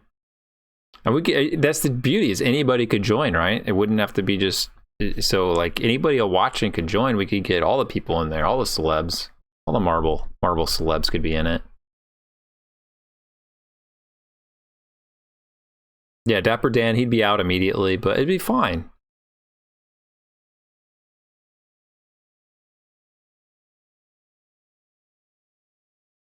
Oh, this is when they got the world record. Exactly, yeah. He always does it all like this. We're about to get a world record. World record pace.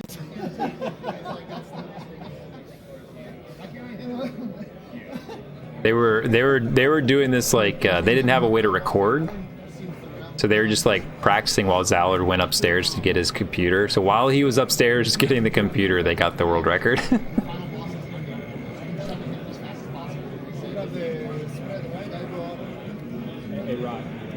And so I'm trying to get Rod Dog's attention. I'm like, dude, look at the screen.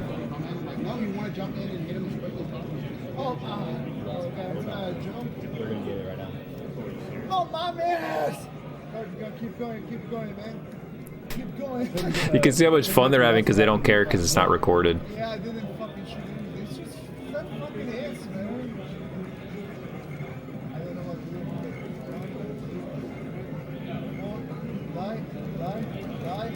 didn't kill him. Oh!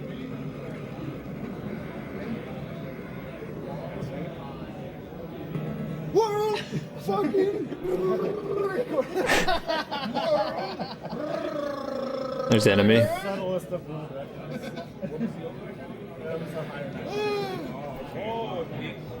Is that a record? Or? Yeah, technically. It's a slightly faster record. They've beaten the time since then. It's no big deal, but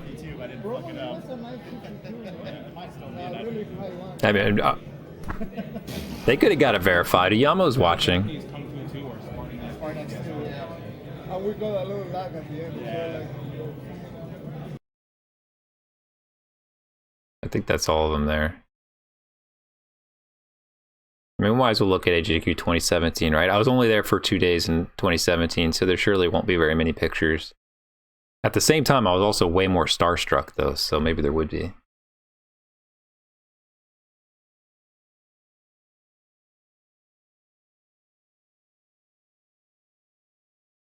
Curious. Oh yeah, I remember I took a lot of pictures of green saber, whatever. Top Nep. Toad, Jaguar King, Figbird.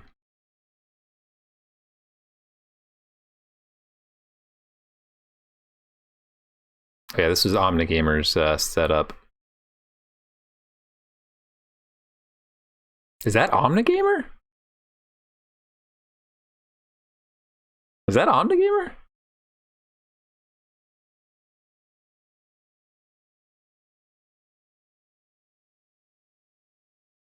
They're like Raspberry Pi things, Alex. Like he he has all these different controller inputs on the front. Okay, it's not okay. I'm gonna say it's been a couple years. Like he doesn't look like that now. But anyway, so you could he set them all up. They're really nice, but you mash on it and it tells you, it keeps track of your mashing over time and all this stuff. It's really neat. And show you how sustained you are on it. Yeah, that's definitely okay. Now it's definitely not him. I see it now. There's IM again, the annual IM picture. There's Green Saber. Stream room with the attendee badge. Darby and a TMR. So this is like when I just got there the very first time. Toad.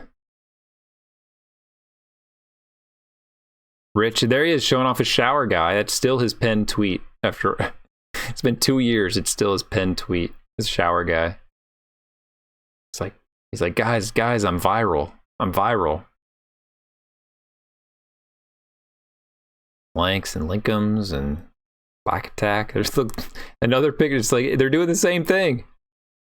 They're doing an SM64 race. I've got a picture of them this year doing it. It hasn't changed. There's that must be FAP right there because I recognize the jacket.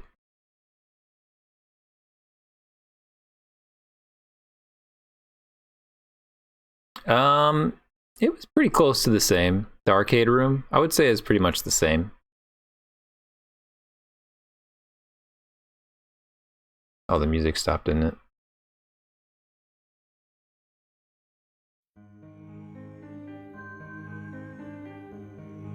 It wasn't substantially different, at least.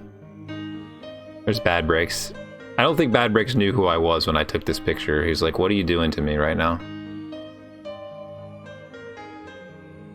There's a cool kid back there. This dude's asleep. Look at this dude. He fell asleep.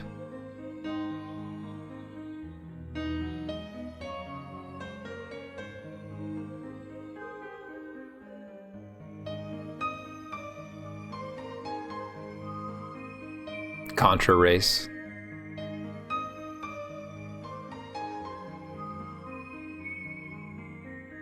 Oh, I forgot that race. That's funny. Like that race was in 2017 was between TMR and Toad. Like Lanks just had to spectate that.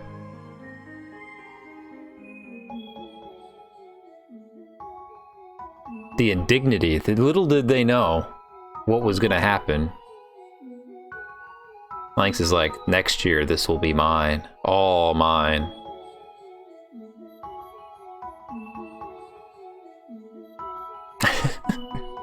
He was, man. He's like, dude, forget it. These guys are a joke. With their plus over 10-minute times. Get out of here.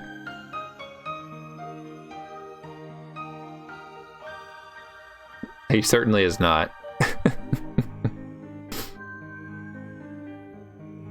This is them prepping for they did all that Contra stuff. There's Mr. K, like they did all that Contra stuff that year.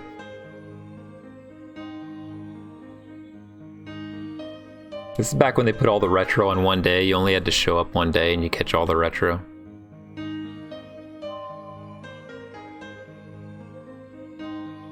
So they had Contra, Super C, and then they did Contra 4. They might have done they might have done Contra 3 as well, I think.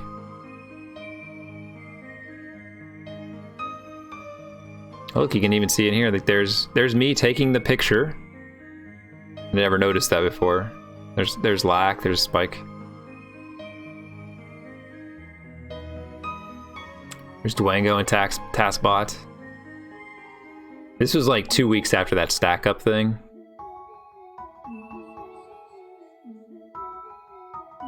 So like they had just finished stack up. I assume this is just the lighting, but look at this dude back here. Like, doesn't he look like a White Walker? Like, look at his skin. Like, it's totally the same color as his jacket and stuff. Like, there's something going on back here. I mean, the guy right next to him has normal skin.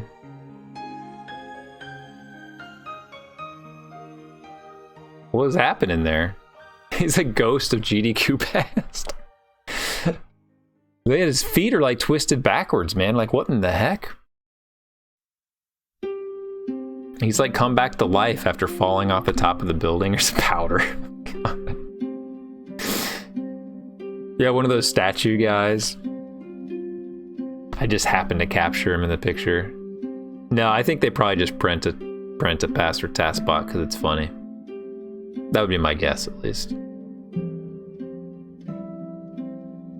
He was banned. Now he's back as a ghost.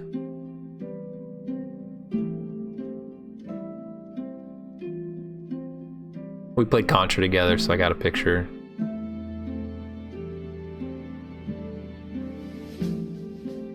There's Lynx and TMR playing. I can't remember what they did that. I mean, they were just playing this year. I don't remember what they were going for, but hey, there's the G, Andrew G. Yo, there's gonna be a stream, I think, next weekend. It's soon, with Wes Copeland and Andrew G. A co-stream, like Andrew G's going over to Wes's place, and they're gonna do runs of Donkey Kong and SMB, and Wes has his new. He wrote a software that does like a score tracker for high score attempts, and he made it for Donkey Kong, but you could use it for anything if you set it up correctly, and it monitors the feed and looks. You tell it what to look at, and it looks at the scores. You know, like OCR, like optically, and records your scores, and it works like live split. Like, it'll tell you what your pace is, it'll calculate your pace, it'll tell you what your PB is, and like if you're above, behind, it'll show you all the splits. So you don't have to type anything, you just play the game, and it'll take care of all that stuff for you. Just track all your stats and stuff. It sounds really, like, for guys who do Donkey Kong, it sounds super useful, because like it keeps track. They don't have to like in between rounds type stuff in and whatever else, and you can use it for any game to do high score attempts. So I think that'd be pretty cool for people to use. But yeah, I'm doing a smug face here. I'm like, yeah, I'm talking Andrew G. No big whoop. No big whoop. Yeah, as long as your feed is like clear enough that it can understand the fonts and stuff, then yeah, it would work pretty well. Yeah, you can see the holes in my ears. But that's gonna be a fun stream. There's when I met Blecky for the first time. I was so excited. Well, I used to put Rufford. I like at the pinnacle I had half inch gauges in my ears, and then I went back down to double zeros. I thought they looked better. And then eventually I got out of school, I got a job where they told me not to wear them, and then I just never put them back in. So they're still big enough. I could probably wear like eight gauges maybe, or 8 or 6 gauge pretty easily. But I haven't worn anything in my ears in like 15 years, and they're still pretty big. Is that DSF, really? Yeah, so I just always had the holes in my ears. Sometimes people comment on it. It was funny during the solar eclipse. And then I got a job, pretty much. Well, then I got a job that cared about what you look like, I suppose. Like, you know, the solar eclipse, like, you can have like holes and it shows the silhouette of the sun like comes through the hole or whatever. Like, I was doing that on my deck, like looking at stuff through there, and then all of a sudden my wife realized that the sun coming through my ears was creating that effect of the silhouette, the little half moons and stuff. It's pretty funny. Yeah, does anybody understand the gauge talking? I feel like half-inch holes in your ears, people understand that. I had half-inch holes in my ears and dreadlocks. So good luck finding that. I've erased those from the internet, but couldn't get away with that now. Now that'd be cultural appropriation. But way back when, in the late 90s, no, you could get away with that sort of thing. It was just cool. Yeah, it was on my MySpace. It probably was. See, Venom, you're showing your age now.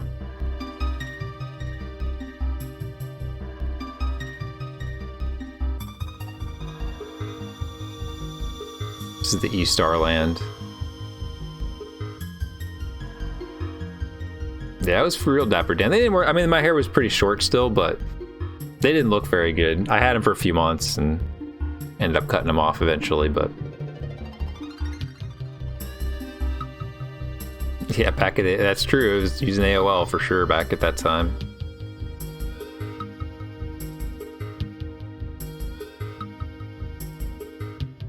Oh, these guys, I can't remember their names. So they're Mario Kart runners.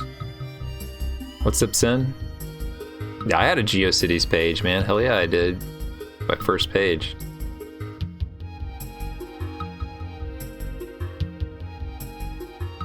Look at all these guys, man. You got a PJ. This is this Spiriax, I think. Minister. Looks like Gyarados right here. Yeah, I tried to use Trillion for a while, but I didn't like it as much, but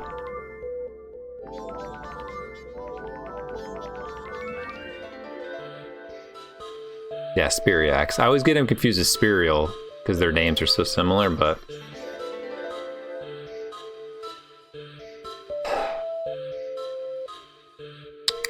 good one, dude. Yeah, PJ's there too. There's probably someone else that we would know because that's a runner badge, I think.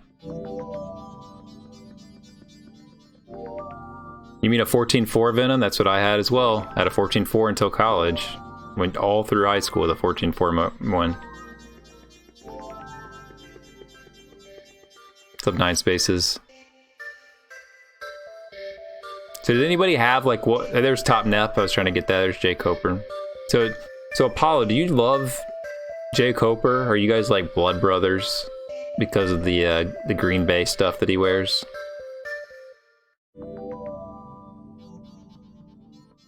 What I'm just curious what everybody's favorite, like, does anybody have like any favorite runs this year? Like, what was everybody's favorite run that they actually got to see at AGDQ this year?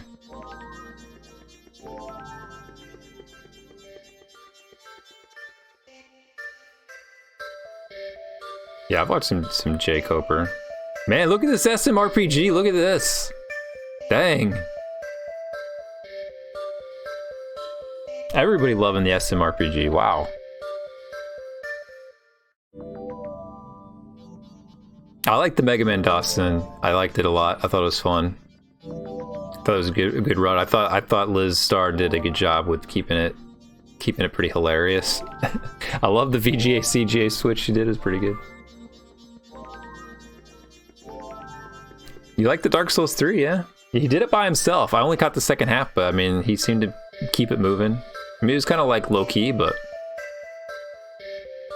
I watched some of the SMRPG. I really liked the... I was talking to Cypher about it, because he used to run that game. He was talking about how he was having a lot of nostalgia watching it. And I was talking about the... And I was watching him do those super jumps, you know, and it's just like, I really like that stuff, because it's so easy to understand. Just like, okay, he's just got to do this one thing over and over and over again, and he's got to do it perfect every time, and like everybody's quiet watching it. Like, it's so easy for a viewer to appreciate what he's trying to do. I really liked it. I need to watch The Link to the Past. I haven't watched that one yet, but yeah, Mike's Noid run was like so goofy. I have watched that one. I need to get through the rest of the Awful Block. Look at these photogenic guys here. Oh my gosh, get me out of that picture. Yeah, the Cuphead run was alright, you know, it was alright. If you watch the Cuphead run again, I assume most of you probably already watched it. If you watch it again, watch TMR's hands. It's pretty impressive. You see him really... Like,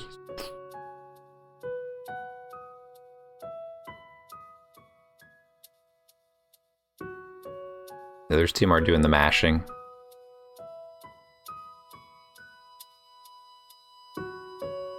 James Bond doing all right. Talking some stuff. Look at Top Net, man. Look, you can't mess. Look at this guy. This guy was the coolest guy at AGDQ 2017. I hope he comes back again. I didn't see him at this one. That's a dude who's top nepping, and there's no doubt about it. I wish I could remember what Lanks did on this thing. He probably got like a 13 plus or something. There's probably smoke coming out of this machine when he started mashing on it.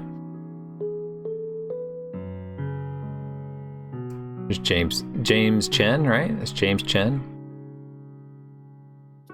I got in trouble for taking this picture, but I did it anyway because I didn't realize that I was going to get in trouble.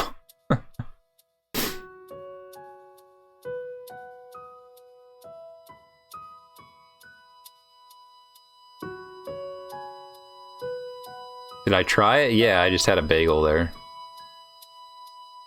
This is a private practice room, and they were preparing for their TaskBot segment, and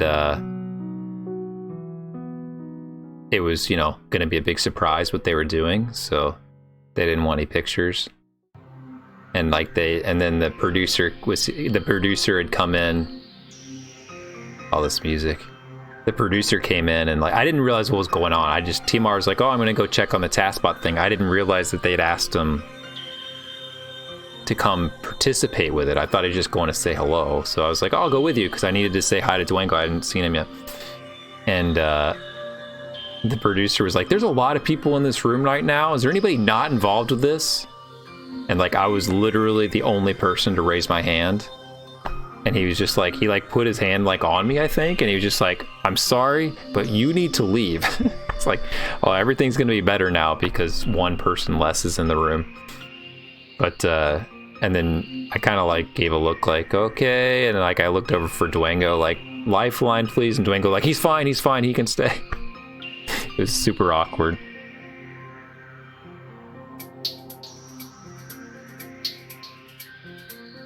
Yeah, I was the skinniest guy there too, right? Like I wasn't taking up any space. I was behind everybody else. The guy just wanted to clear the room and then realized I was the only person he could get rid of. Oh yeah, I realize now I'm on, I've got the game set to just chatting. So yeah, that's why you might see some strangeness in chat. So they did their 2-player 1-controller thing.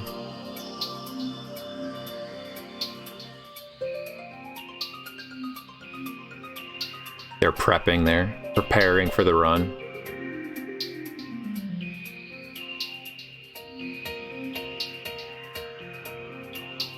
This is a beautiful party. You invited all my friends. Good thinking. What up, Ghoulie Gamer? Thanks for that host.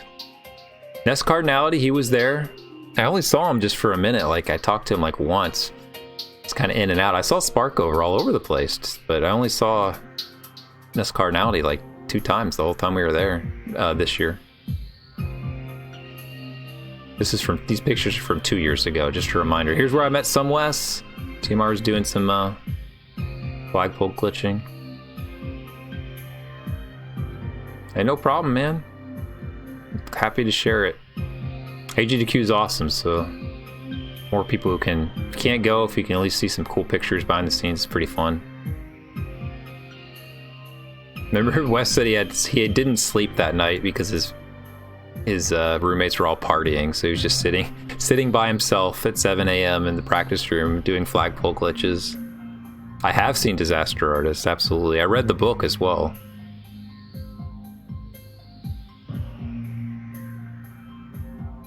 I mean, look at the gamer royalty right here.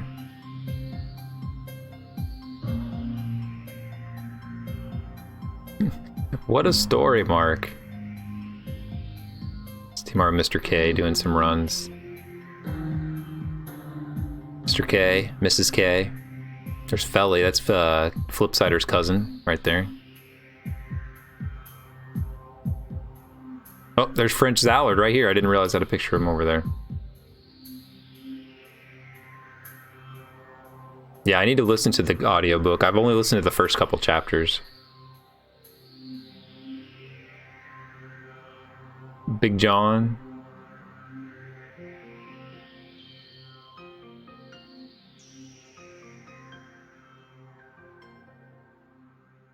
Oh yeah, this is when that cool kid and him were doing some races. I think this is their 2-person. Yeah, this is their 2-person, 1-controller thing, and then they're getting ready for the TaskBot stuff. There's Bubbles. He's banned. He's not allowed to come back. This is right before the TaskBot segment.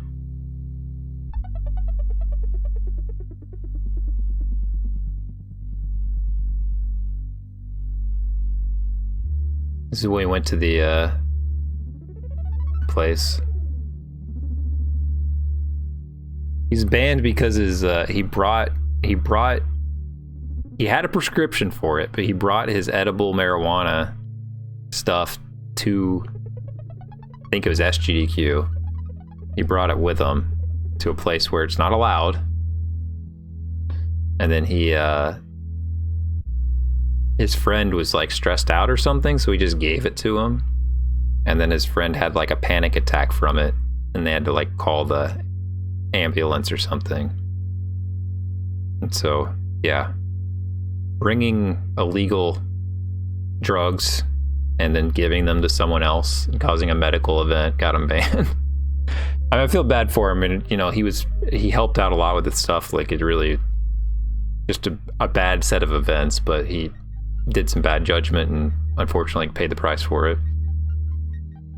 Yeah, if it was in Canada, he would have been fine, but he was not.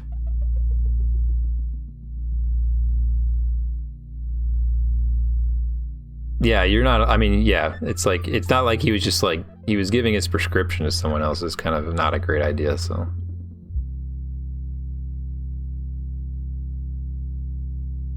Who smokes wood? Oh my god, Alex. This is an epidemic I don't know about. I'm not used to this generation. You guys know wood smokers? Oh my god. Monsta, he's a young guy. Are you a wood smoker, Monsta? Is that what you kids are into these days? Jesus.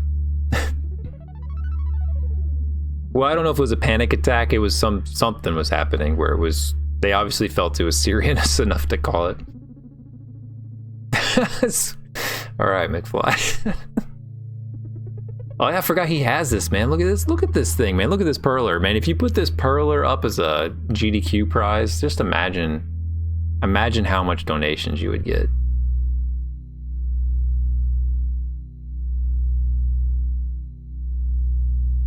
That is true, man. Like, you know, people, you know, their sexuality, like, there's no taboos anymore. Everything's open. Everything's cool. You can smoke wood. Everybody smokes wood, right?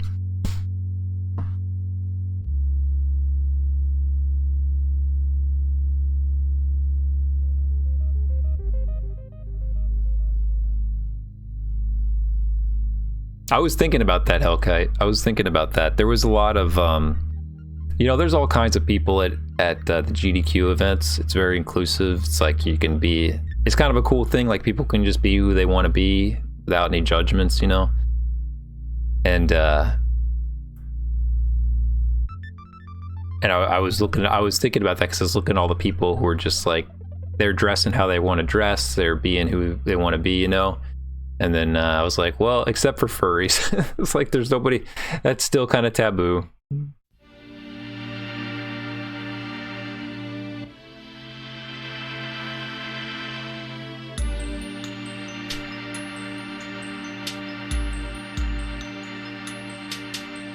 You could probably go as a motorcycle. Yeah, there's some low-key furry stuff.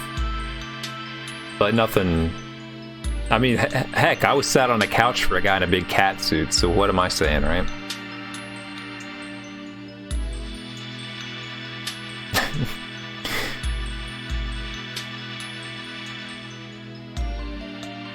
There's a dude barefoot? Oh man, with that carpet? Oh, gross.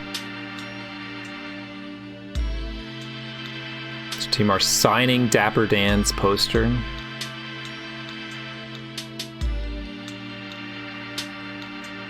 I remember how nervous I was when he held this up like this. I was like, TMR, I spent a lot of time on this, don't drop it. He's like, it's fine, man, it's fine. He was right, he's a gamer, he's got good, good motor skills.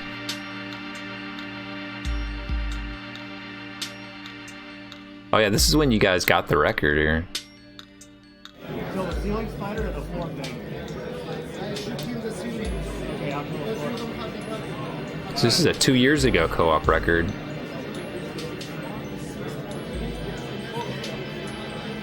They've since improved this, but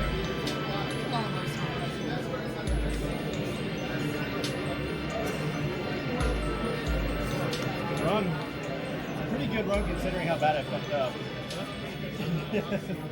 Oh, it's 58 seconds from Salah's screen. From the screen transition. What's that? I think this was the record. Maybe it wasn't. Maybe this is just a recording of them doing a good run. Oh yeah, that wasn't it. Okay, that wasn't it. I thought it was better than that. I was like, that time's not that good.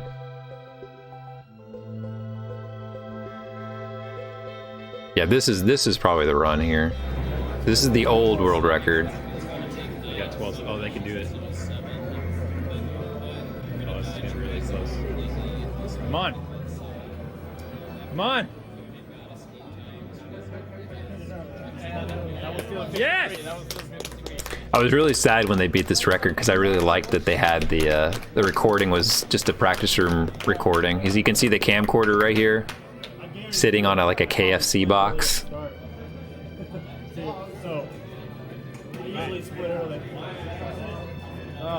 There's lack there. What's the magic words, man? The magic words. World fucking record.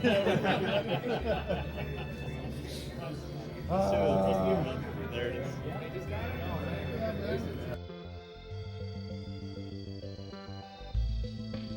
Okay, this was the mashing stuff. Those mashing boxes.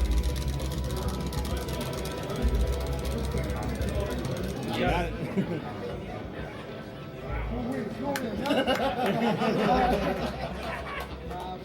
Yeah, their run, like if last year's 2018 AGDQ, the Contra run was really good. I think that was the last one. Let me see.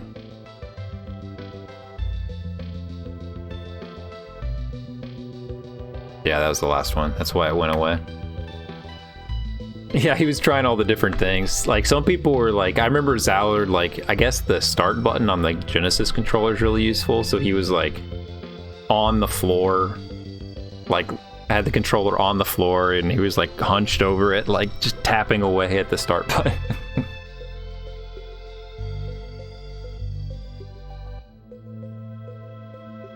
But yeah, they can't help themselves. They always play the Contra. Of course, now Lynx plays more with Rot than TMR, but those are private bad breaks. Come on, man.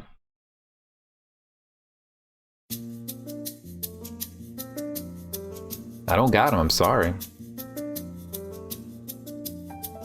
What is this? Apparently, this is Mario, maybe.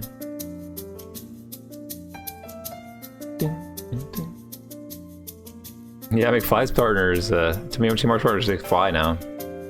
For sure. All right, well, I guess we went through everything. We did all right.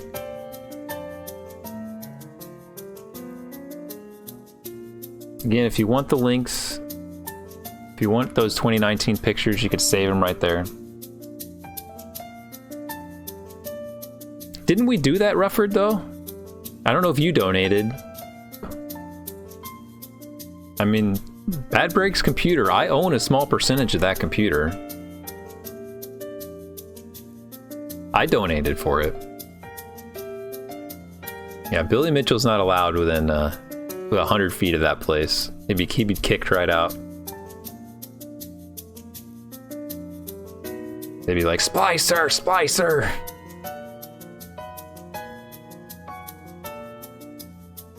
Yeah, he could have gone. I mean, you know, he didn't pick it out. Dexter picked it out, so maybe we have to judge Dexter. But he still uses it, still works. Next time the fundraiser should be to Rufford, and then Rufford buys the equipment and ships it to Bad Breaks.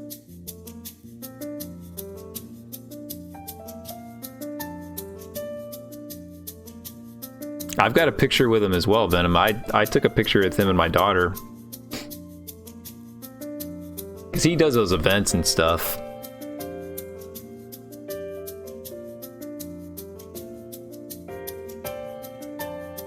You cracked the screen? Oh, man. Where did Mitchell get banned from? Well, he got banned from Twin Galaxies. That's probably it.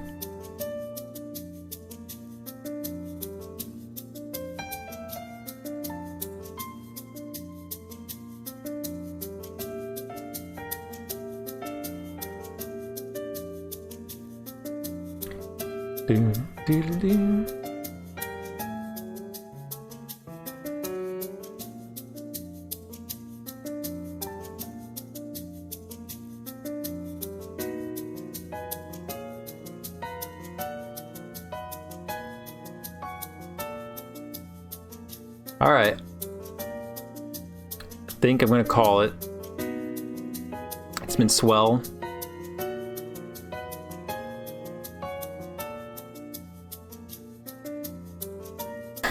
Yeah.